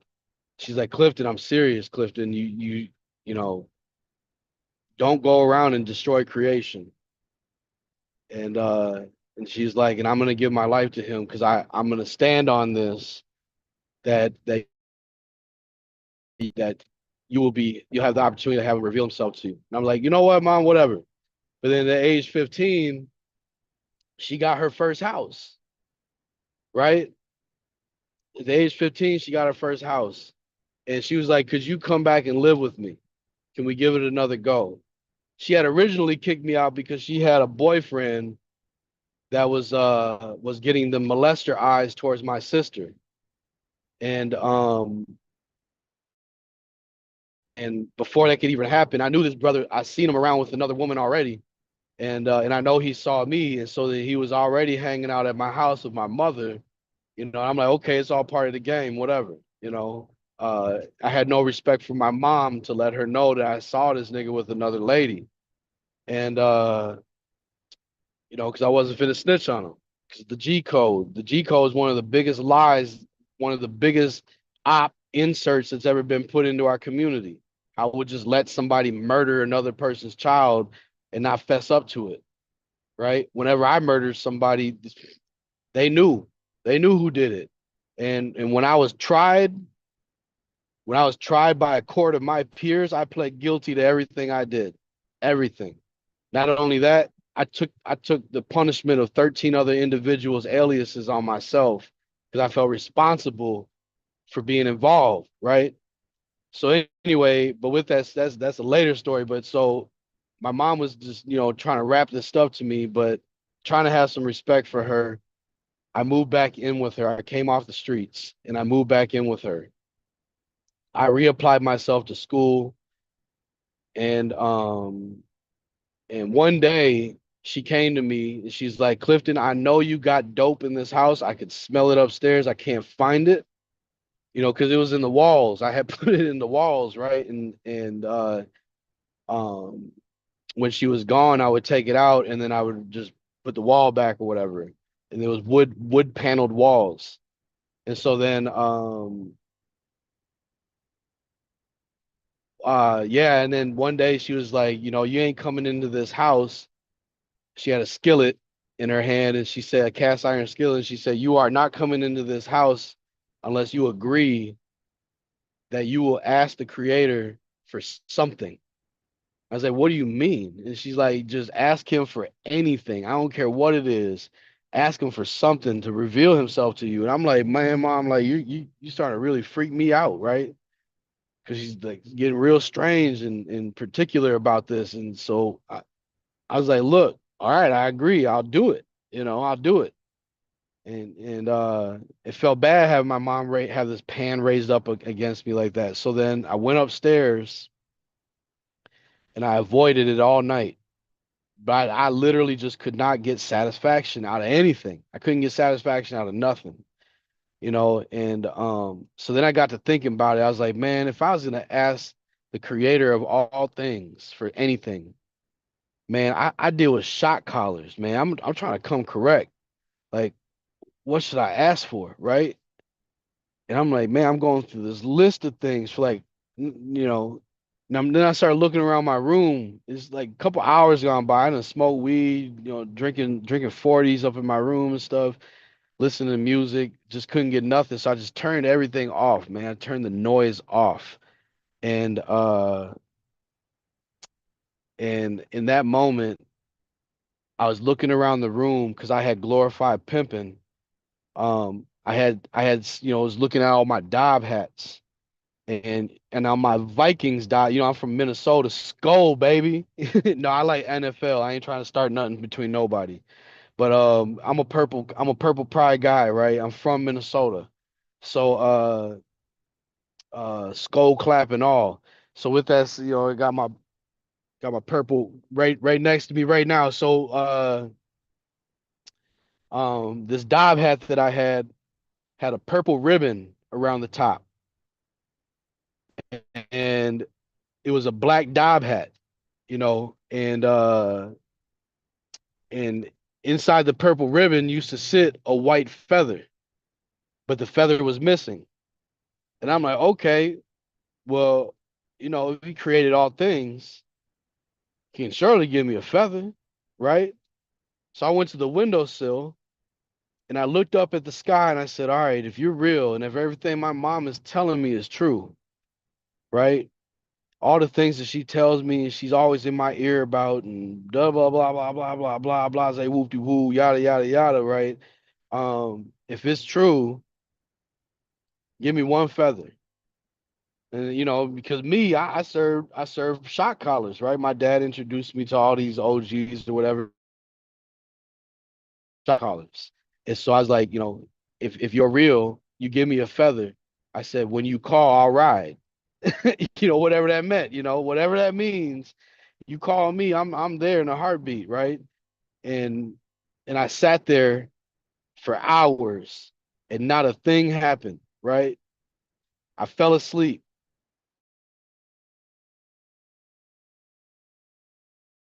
I fell asleep and I woke up with a crick in my neck at 5 in the morning, hearing my mom downstairs and still no feather. And I was like, oh shit, this is a bunch of BS, right?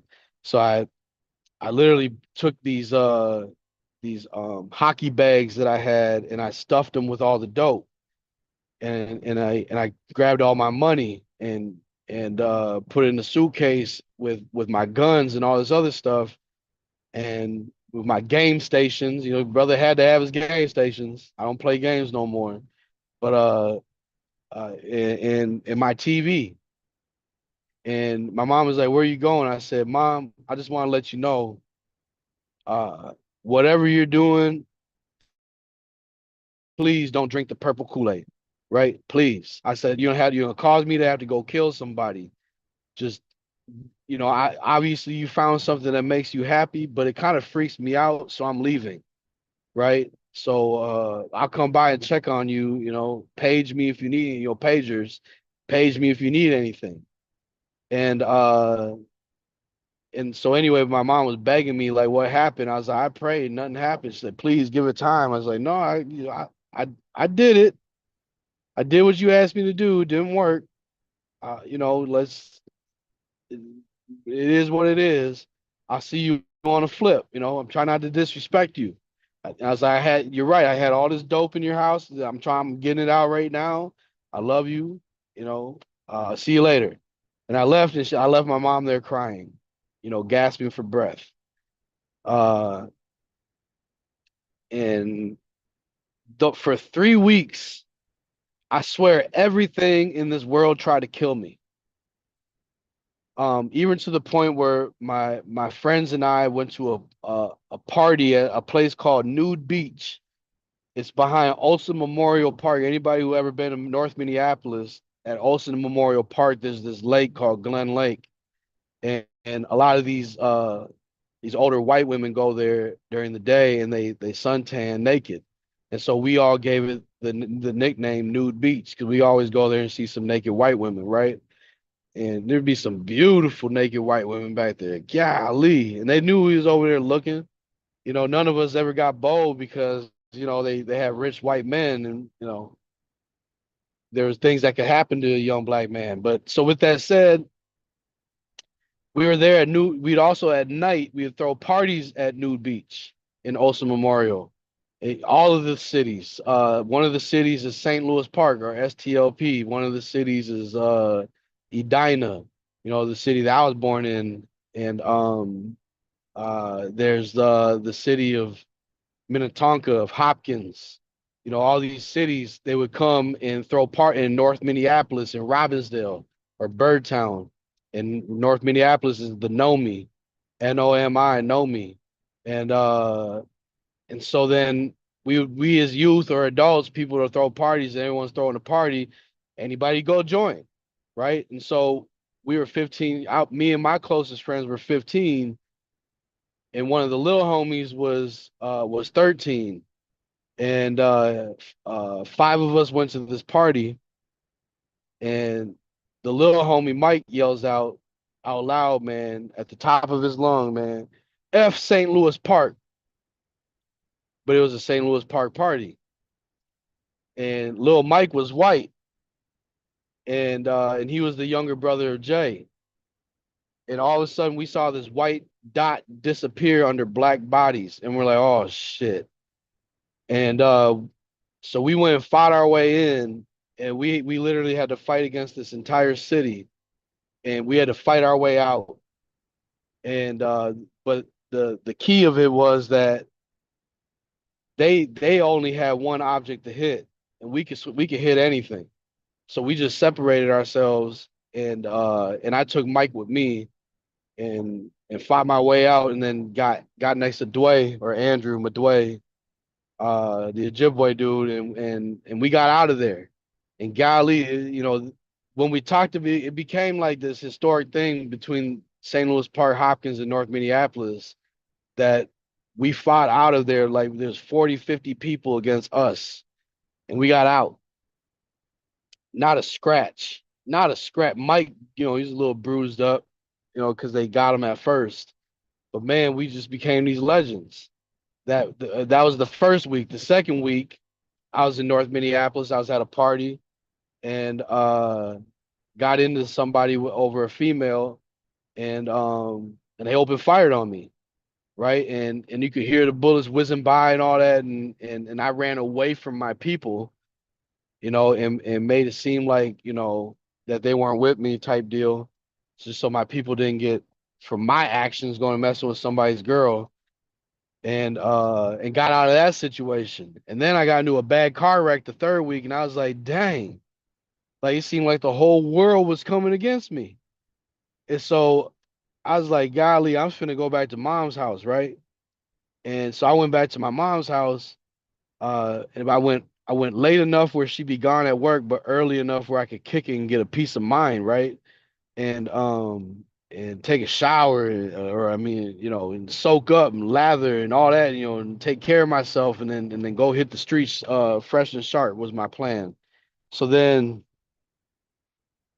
so I go back to mom's house early in the morning. I parked my car. I was only 15 years old, driving, you had to have license 16, right?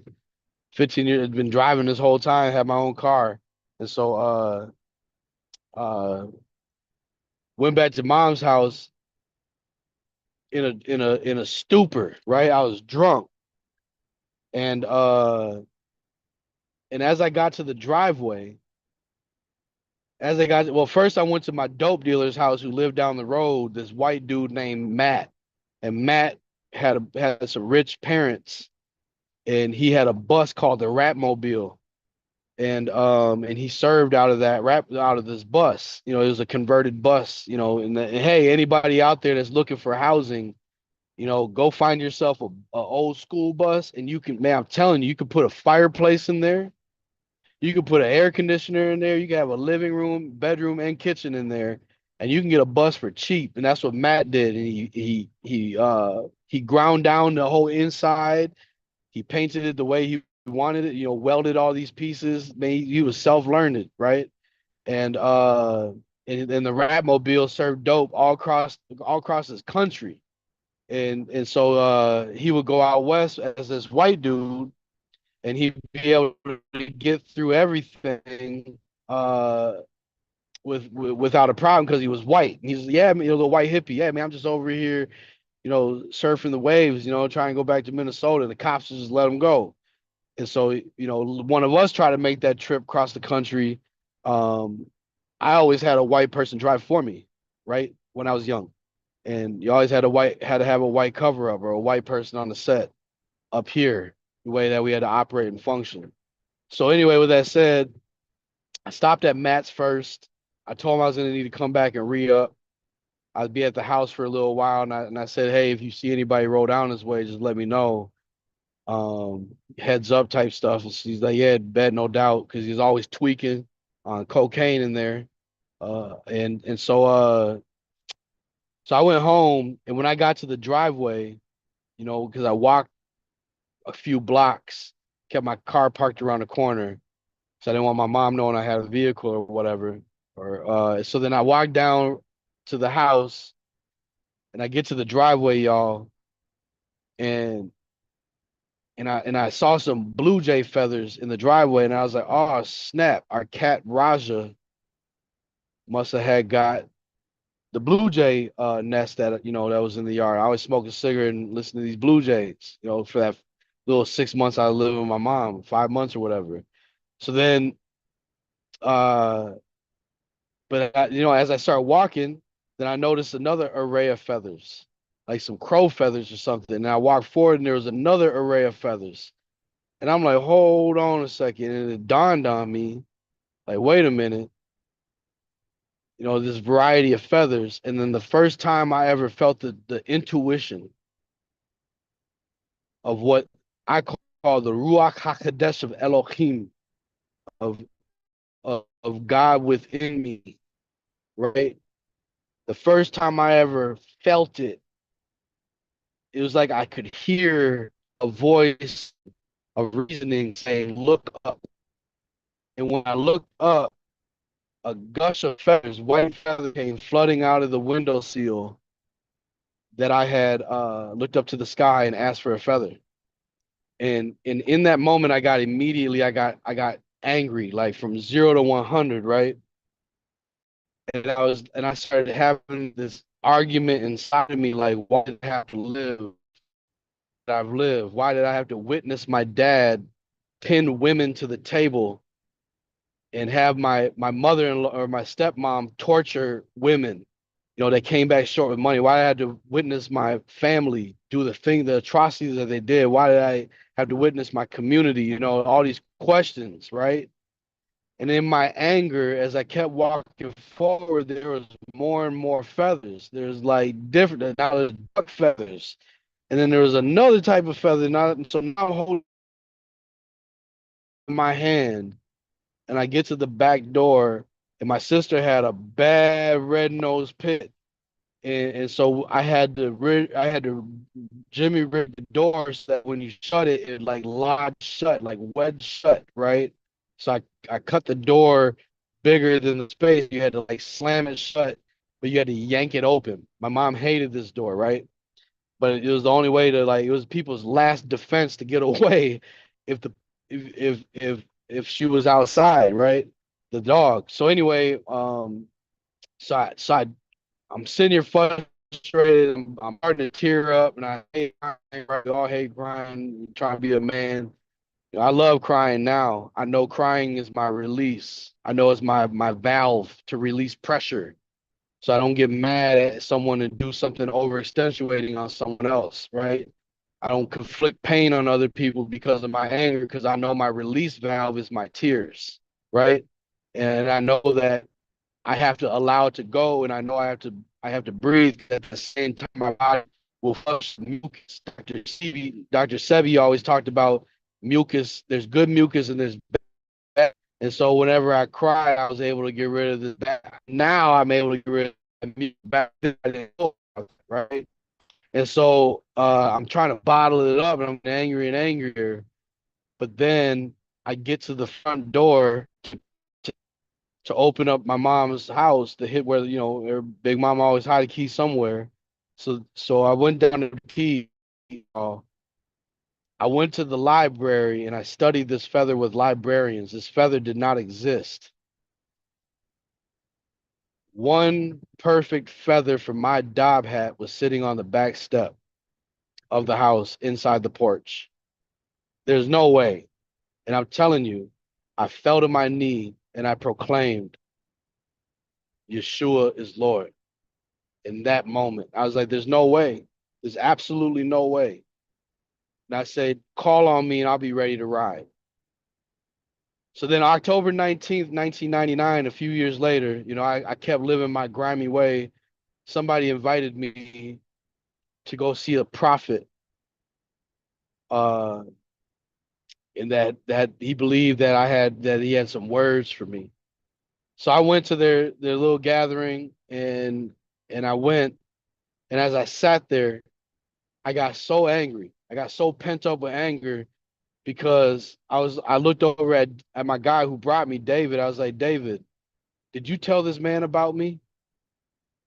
He's like, no, Cliff, I swear I didn't say nothing about you, Cliff. Please, man, I swear I didn't say nothing. I was looking at him with like intent in my eye to hurt him, right?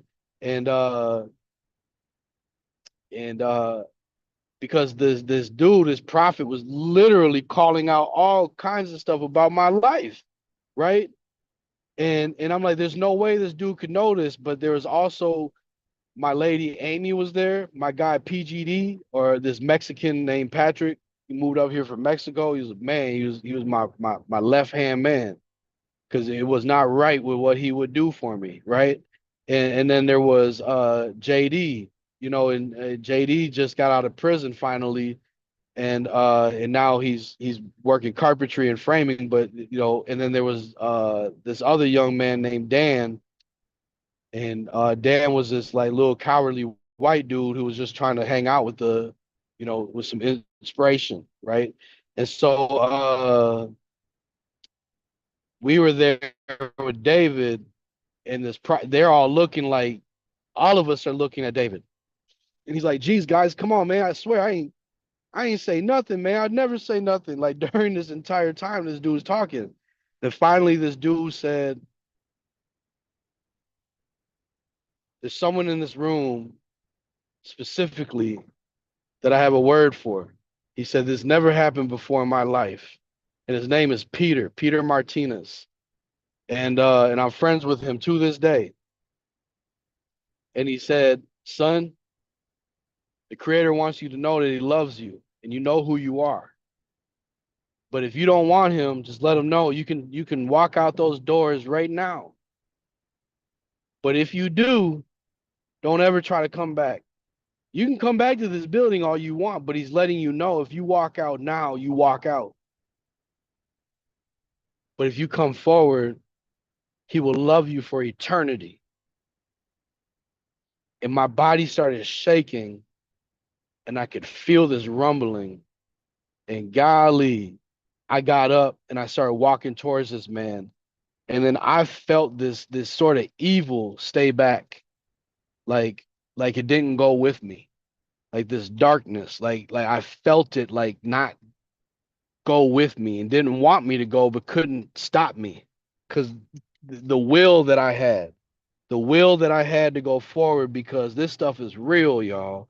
And so I walked forward, and Peter Martinez's eyes are green. He's a green-eyed black man. Green-eyed black man.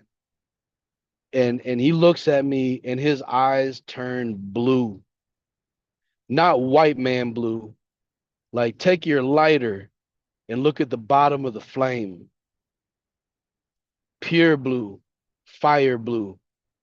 And as I looked into his eyes, everything he said to me came out as son, but everybody else heard it as Clifton. And telling me how much he loved me, how much he cared for me, what he wanted for me, and how he'll open these doors to me. And it was on October 19th, 1999. I celebrated my 25th year of knowing the creator personally just yesterday or on Saturday. And me and my children went and celebrated. We went and seen a big old concert with Big Mike on just from where Prince got started up. And man, they sang all the hits. Book page. And anyway, but after that day, life got weird and everybody started treating, and people who started talking down on me because I started taking this more righteous path, I started knocking them out. So I stopped telling people that I took this righteous path, and I just slipped away from everyone at the age of 17, away from my family, everything. And I married Amy. We went and got an apartment, and I changed my life. But then some things happened in that process where, it seemed like it was too much for me. It's like the side of the creator is so phenomenal, and those who haven't really truly experienced the creator know that it's nothing to play or tamper with. And so as I was doing this, strange things were happening and it scared the shit out of me. And I left it and I went back into the streets. But like it says, when you go vacant, 7 more bigger and badder will come along to help reclaim that vacancy. And so they did. My boy Andrew had became so big, he got connected to these dudes from Mexico. And he was getting keys of cocaine shipped up here specifically for him in hundreds of pounds, between 300 to 500 pounds, right? And he put me back on. He gave me my cell phone back because I gave him my cell phone when I tapped out. And he tripled, quadrupled those numbers, and he gave me my units back and started giving me 50 to 100 pounds every month. And it got me back on my feet. But then the government created a deeper war on drugs across the country. Maybe y'all remember back in in 2000, late 2001, they put signs on the side of the highway saying the drought has come, FBI, right? And they had these little signs, like street signs on the side of the interstates that said the drought has come, meaning that they were locking down the borders. And it literally created a war in the north where one of my closest mates pistol whooped me over $5,000. It was ready to kill me in an alley. And I couldn't believe it because the drought really hit. Our cartel dude ended up getting locked up. So my sister ended up going through something very unfortunate. And it ended up putting me to war against some shotgun Crips. You know, I was never part of no gang except for my own tribe of my family and friends. But I did violation work with my dad for the gangs, and so but the shotgun Crip that my sister was dating, uh he had vowed to kill my sister because she had aborted his child. And she had aborted his child because his cousin had coached my sister to get rid of his child. So then my sister being so confused, she moved down to Arizona next to the border in Tucson. And when I went down there to visit her one day, I got connected, and it was like almost overnight that I became the new cartel to the north, where I ended up getting connected to the Juarez twins cartel out of the Nogales portal. And from 2000 and what was that? 2002 till 2005, I was doing my own shipments, and I was getting what they call Reggie, or that, back in the day, the Reggie, that brick weed. It wasn't brick weed to me because I got it fresh and I didn't put it into bricks. Instead, I put everything that I got into hotels and motels. I get, 30-day stays, and I'd fraction up, like 1,000 pounds across the entire city, all around Tucson, into all these motels. I had a relationship with these people, and then I would send people down from Minnesota to cart stuff up. So overnight, I became a multimillionaire, and I was getting Reggie for $50 a pound and coming north and selling it for $750 a pound. I was getting BCs, what they called back then, BC nugs. I was getting for around 400 a pound, and I was coming back and selling it for 750 a quarter pound or 2,000 a pound. And I was getting dro. At the time, dro was going for upwards of $4,000 to $6,000 depending on what it was. And and I was getting that for as low as 750 a pound to 1,200 a pound, come back and selling for the high prices. Everybody was eating. I stopped the drought, and then I started getting investigated. But then what ended up happening was, um I didn't know that being in the cartel just made you one of theirs, right? Because that's not how it worked on the streets. And so when they found out that I was black, because I had, I looked, when my head was shaved back then, keeping a bald fade with a tight taper, I looked Mexican to them. And so when they found out I was black, they got angry, but there's nothing they could do because we all loved each other. We don't put in work, a lot of work, like street work, right, together. So they're like, yo, you know what? Normally we wouldn't do this, but doggy, you know what I'm saying? Like, it's just strange. And so, but anyway, so then I started finding out like there's no way out of this life, and then and I think that's where we're gonna have to cut off for today, big dog, because I just pulled up to this rest or to this warehouse I'm supposed to visit. But before I get off, I wanted to give you like 10 minutes to ask any questions, and also like to put anything out there, content that you feel like might need to be said. Nah, we good, brother. You know what I mean? You know, letting the people know this is gonna be a series that me and the brother gonna be having. We're also gonna be talking about a farming a lot. You know what I mean? In different areas. So I really How don't about I have no. touch on that real quick? How about I Yeah, touch go on ahead. that for like 5 minutes real quick? Mm-hmm. So up here in the north, they call me Cliff the Gardener. Again, like I said, not because of the amount of gardens I've done, but the amount of gardeners I've produced, right? And when I went around and started building all these memorials, I'm not a memorial builder. I preserved the justice for a place for these families, including my family, to go mourn our loss of this constant lynching of our people, right? But I'm gonna be going from Cliff the Gardener to Cliff the Farmer. But I don't farm like everybody else does. Out where I'm at right now in western rural Minnesota, where while I was driving with y'all, I just or while talking with y'all, I drove out here, and it's all farmland monocropping.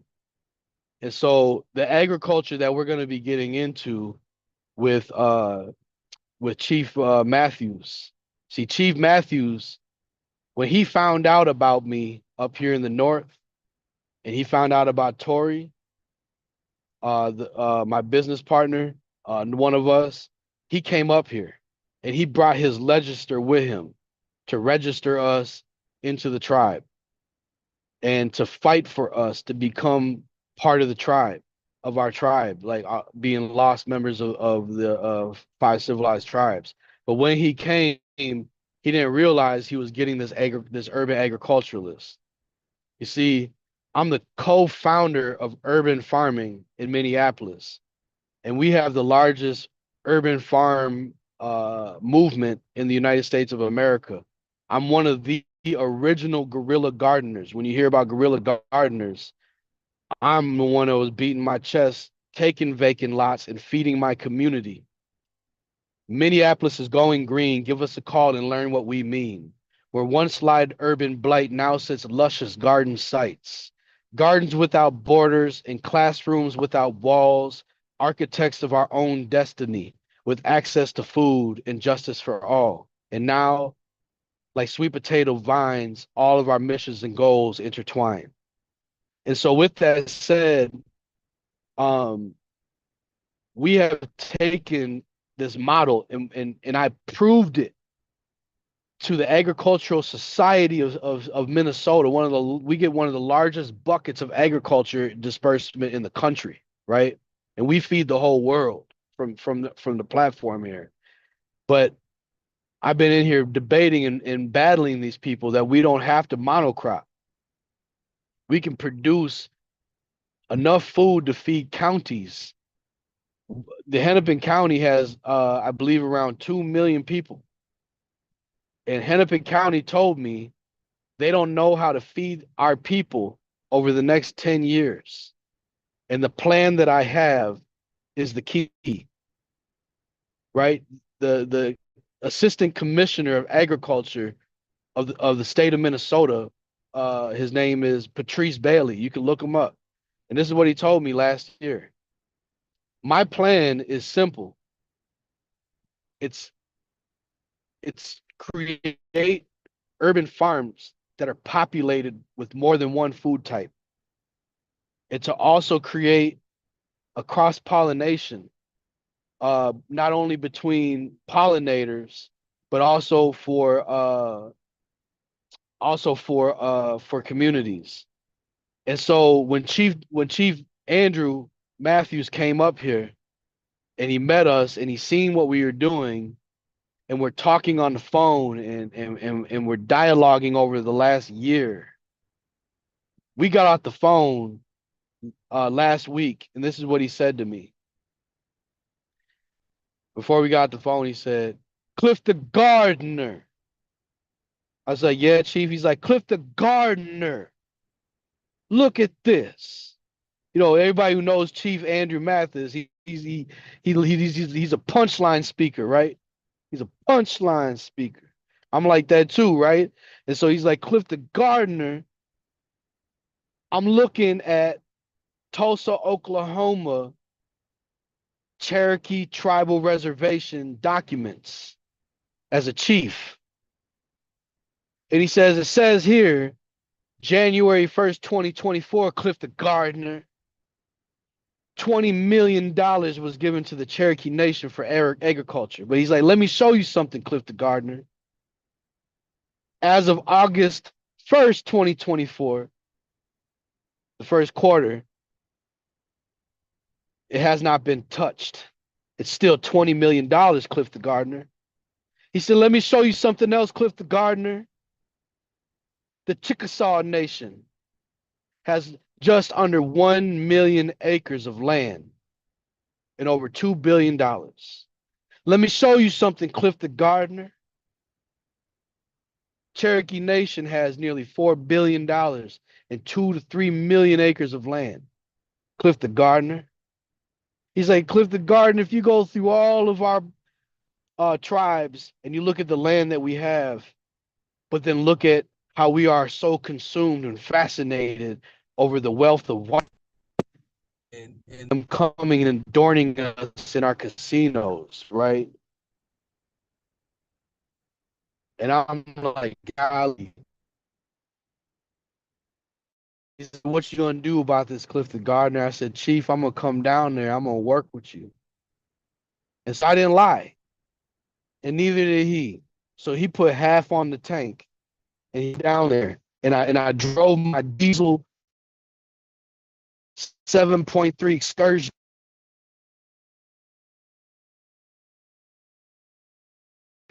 Our people.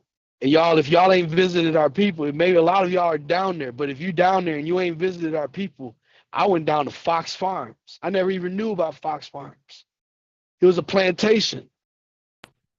And now the very people who were enslaved there now own Fox Farms, right?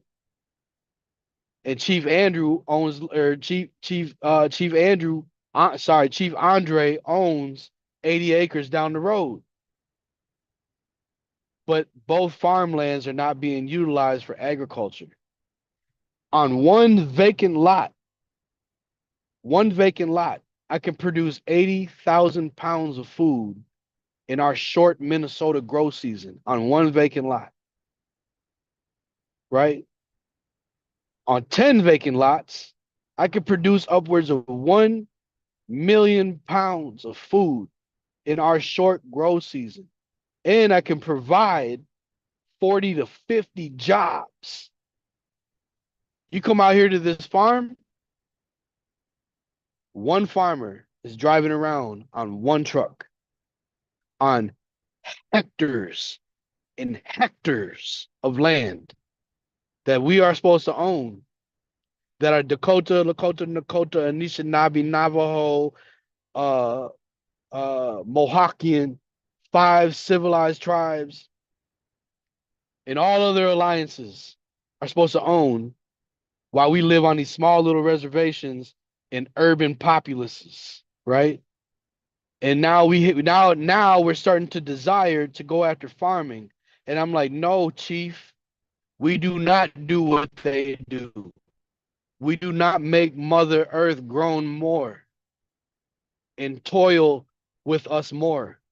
We need to calm our mother down. We need to calm our seas down. We can no longer rape the earth the way that we've been raping the earth. Now we have to permeate the earth. And so that's where we're going to leave it. We ain't going towards farming. We're going to become permaculturalists, right? And we're going to groom this land. And we're going to create food pathways everywhere to recreate migrative pathways. We are not a settlement people. That's why we are killing each other. That's why we can't hold that family. That's why our children have people who their daddy wanted them to call mom, and they got 5 or 6 dudes that they're supposed to call daddy, right? Because we're not supposed to be settlers. That's not who we are. We are nomadic, okay? And so with that said, we need to get into the phase of permaculture and re-permeate the earth and toil with it, right? We need to toil with the earth. The earth should not be toiling with us. And so with that said, we gotta create new old growth. We gotta do new forestry practices. Our people never knew a forest fire until colonizers came.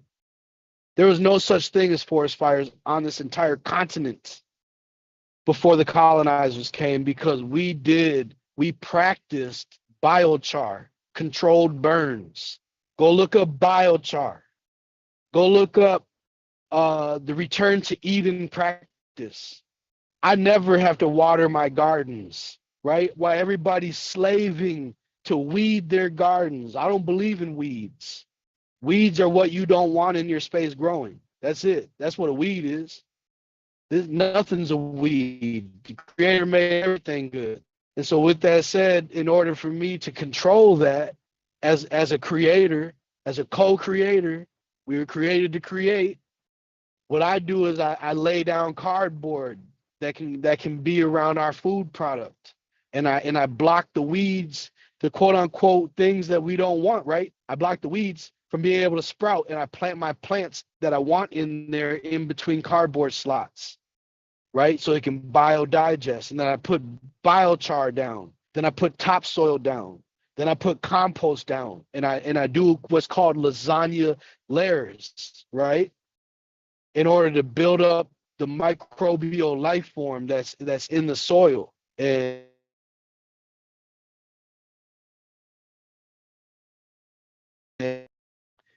for life form to develop, because that's what's going to really create good food, right? And so my food heals people. People eat my food and it hits different. People are like, why do your cherry tomatoes taste like apples?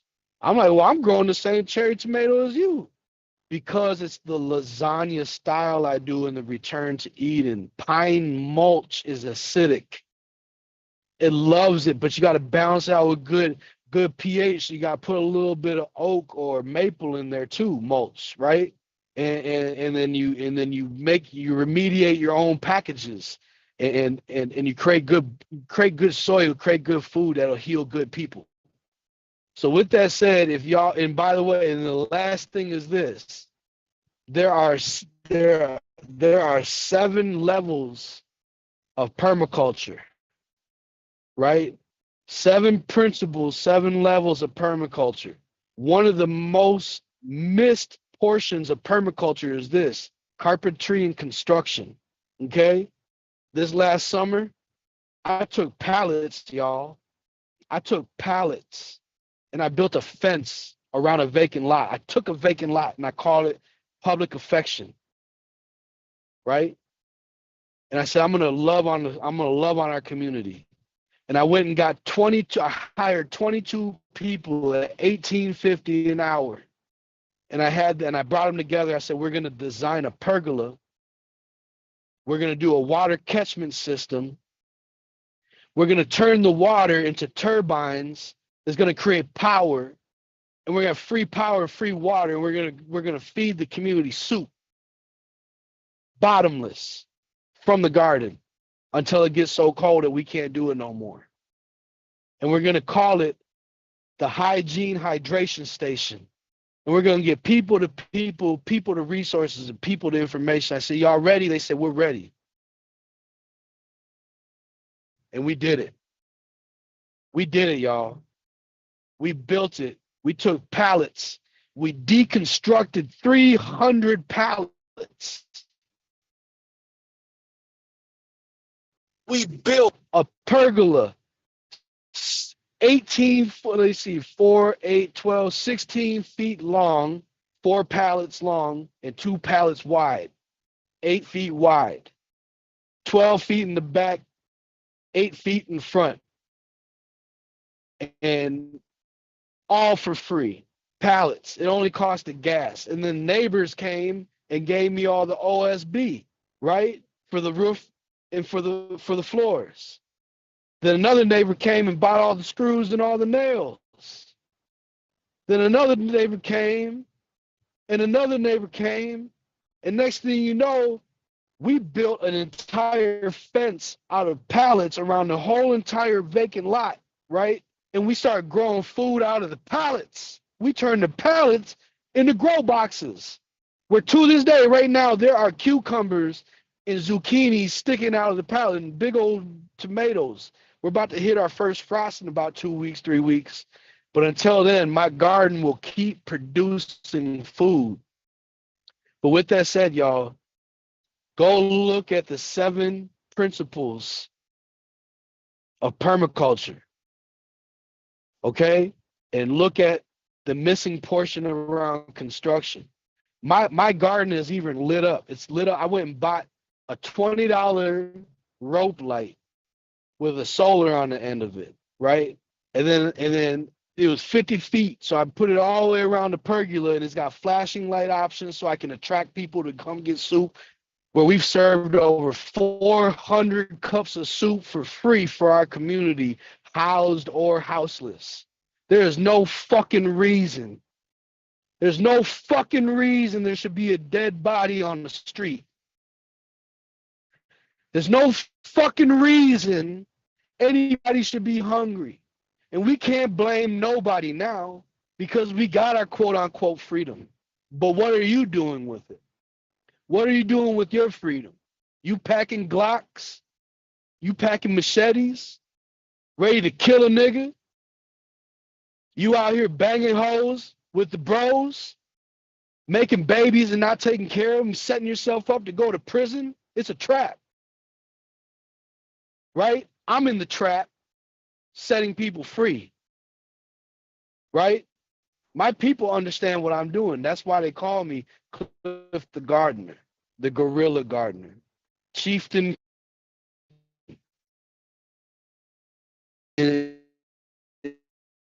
Away from nobody. On a legislative package right now to put into our state this year, where I'm mad at the 5 civilized tribes. I'm not mad and disturbed in a way where I don't have forgiveness in my heart, but they never came and looked for us. But Chief Andre did. But what we're doing is we're creating what's called the North Star Band of Minnesota, of freedom. The North Star Freedom of Minnesota. Not the Freedmen Cherokee, not Chickasaw, not Choctaw, not nothing of that. No. We are separate because we have been living separate up here, right? It is nothing against nobody, but what we're doing is I work with the University of Minnesota works for me. The infrastructure technology, they spent over $2.5 million. You see this right here? That's all my graphics, right, for my business. Oh, I got to flip it around the wrong way.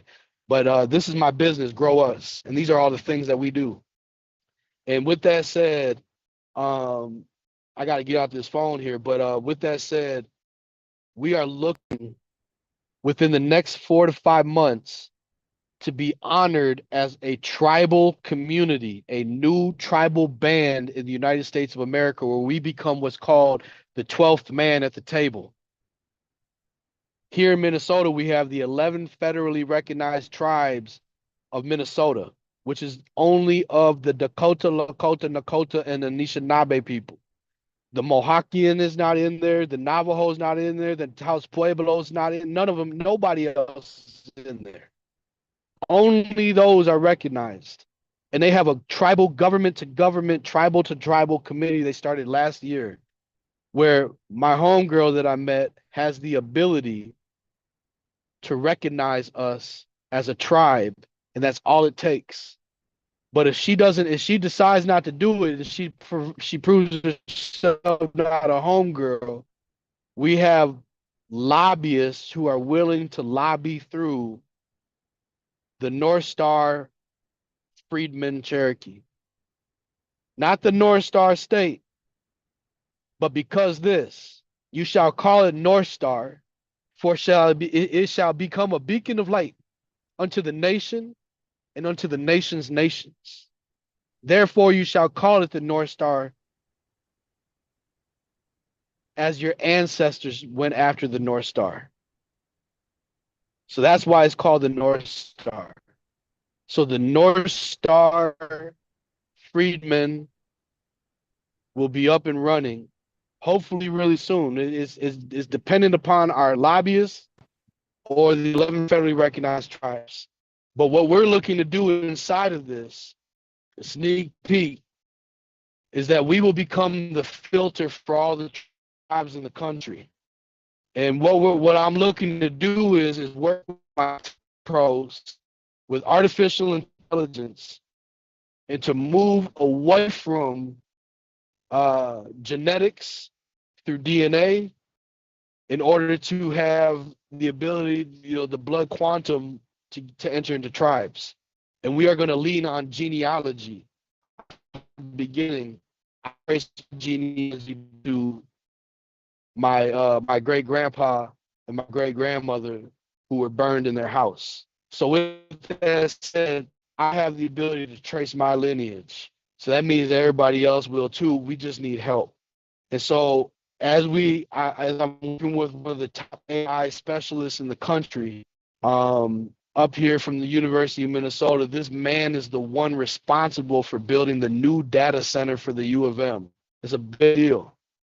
So with that said, what we're going to be able to do is create a small language model, SLM.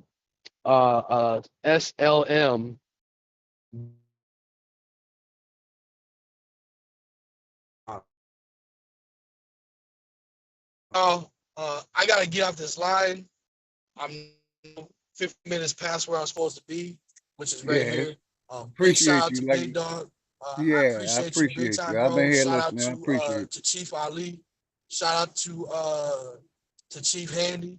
Shout out and top shout out to the creator for setting me free. Bringing Chief Andre to come and help us on our pathway to become what we're supposed to be in this country, the owners of this land, the stewards of this land.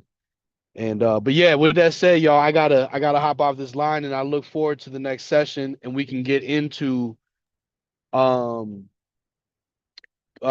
the Gorilla Gardener and how that came about through my life sentence and death penalty that I had, and how the creator set me free. Got you. Like I said, appreciate you. Hopefully everybody enjoyed this call. You know what I mean? I always close out with some music. So if you want to say something before you close out, you're welcome to. But I normally shout out everybody in the chat and play a couple songs. Got you. Give me 1 second.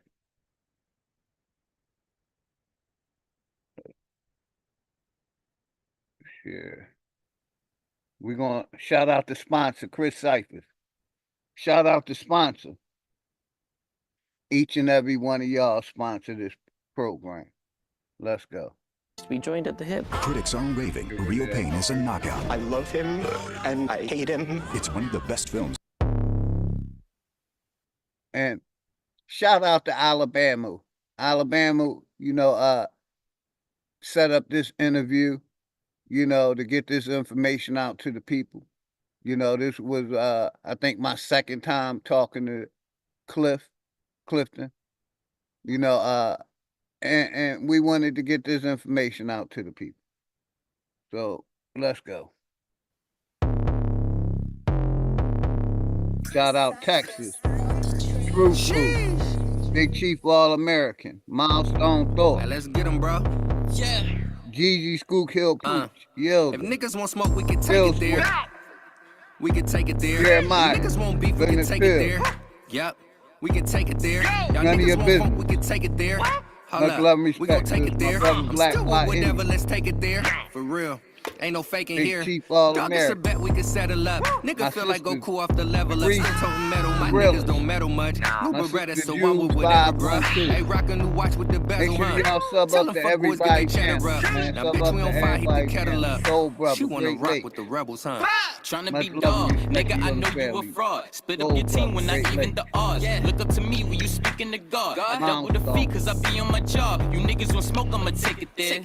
Don't know the ropes, I'ma hang your head. Come out your mouth, I'ma change your air. Then I run it back just to make it clear. From the flow up, homie, you mad cause you blow up. Flex on your bitch, then I'm taking her so what? Hold this a polar, turn your whole team to a soldier. Bitch told you niggas don't roll up. Off of my balls, I don't fuck with you like paws. You just a stall, sheesh, all of you falls. We don't believe what you say, but it don't talk. Like when I floss is too new. Homie, don't cross see you through. I've been the boss, who's you? Nigga, you lost, lose clues. I just keep killing it every time. Doper than coke when we spitting these lines. My brother trap, go deeper than rap. The rap you want smoke, you watch your mind. Watch out with me and bro, I'm about to do the niggas. Ain't no playing it cool with niggas. Nah. Stop all that capping like you with the shooters, nigga. We'll pull up like the Uber, nigga. Fresh out that water, my diamonds on Fiji. I bet your little bitch on the scuba in it. Make sure everybody sub up to everybody. That's how we all that shoe will fit you.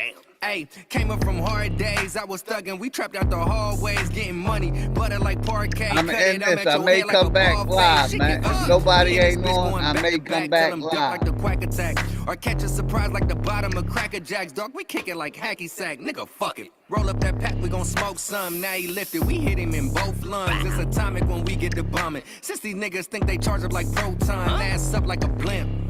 Hop in that spaceship and dip, we gone. If you want that fuck shit, you won't make it here. Book a ticket, you trip, we gon' take it there. If niggas want smoke, we can take it there.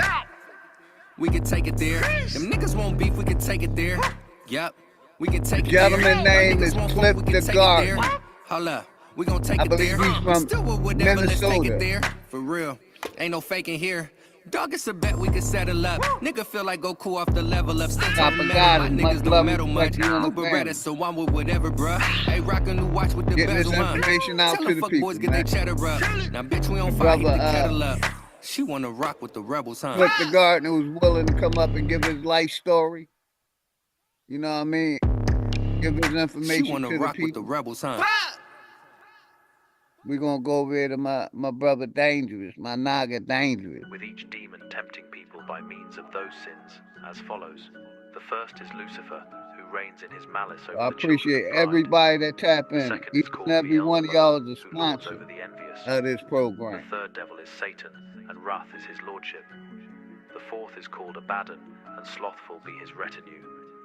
The fifth devil is Mammon, and with him are the avaricious, and also fittingly, a foul sin, covetousness, is with his company of Shout out subjects. all the sponsors. The sixth is called Belphegor, who is the god of gluttons. Lastly, the seventh Flat devil is motherfucking power to the flat power. You could call it Shout rap, out all bro. my Games wild let the gat Indians blow. out Keep there. talking like it's cool. You gon' get just what you asked for. Never take it personal. Do it for the cash flow.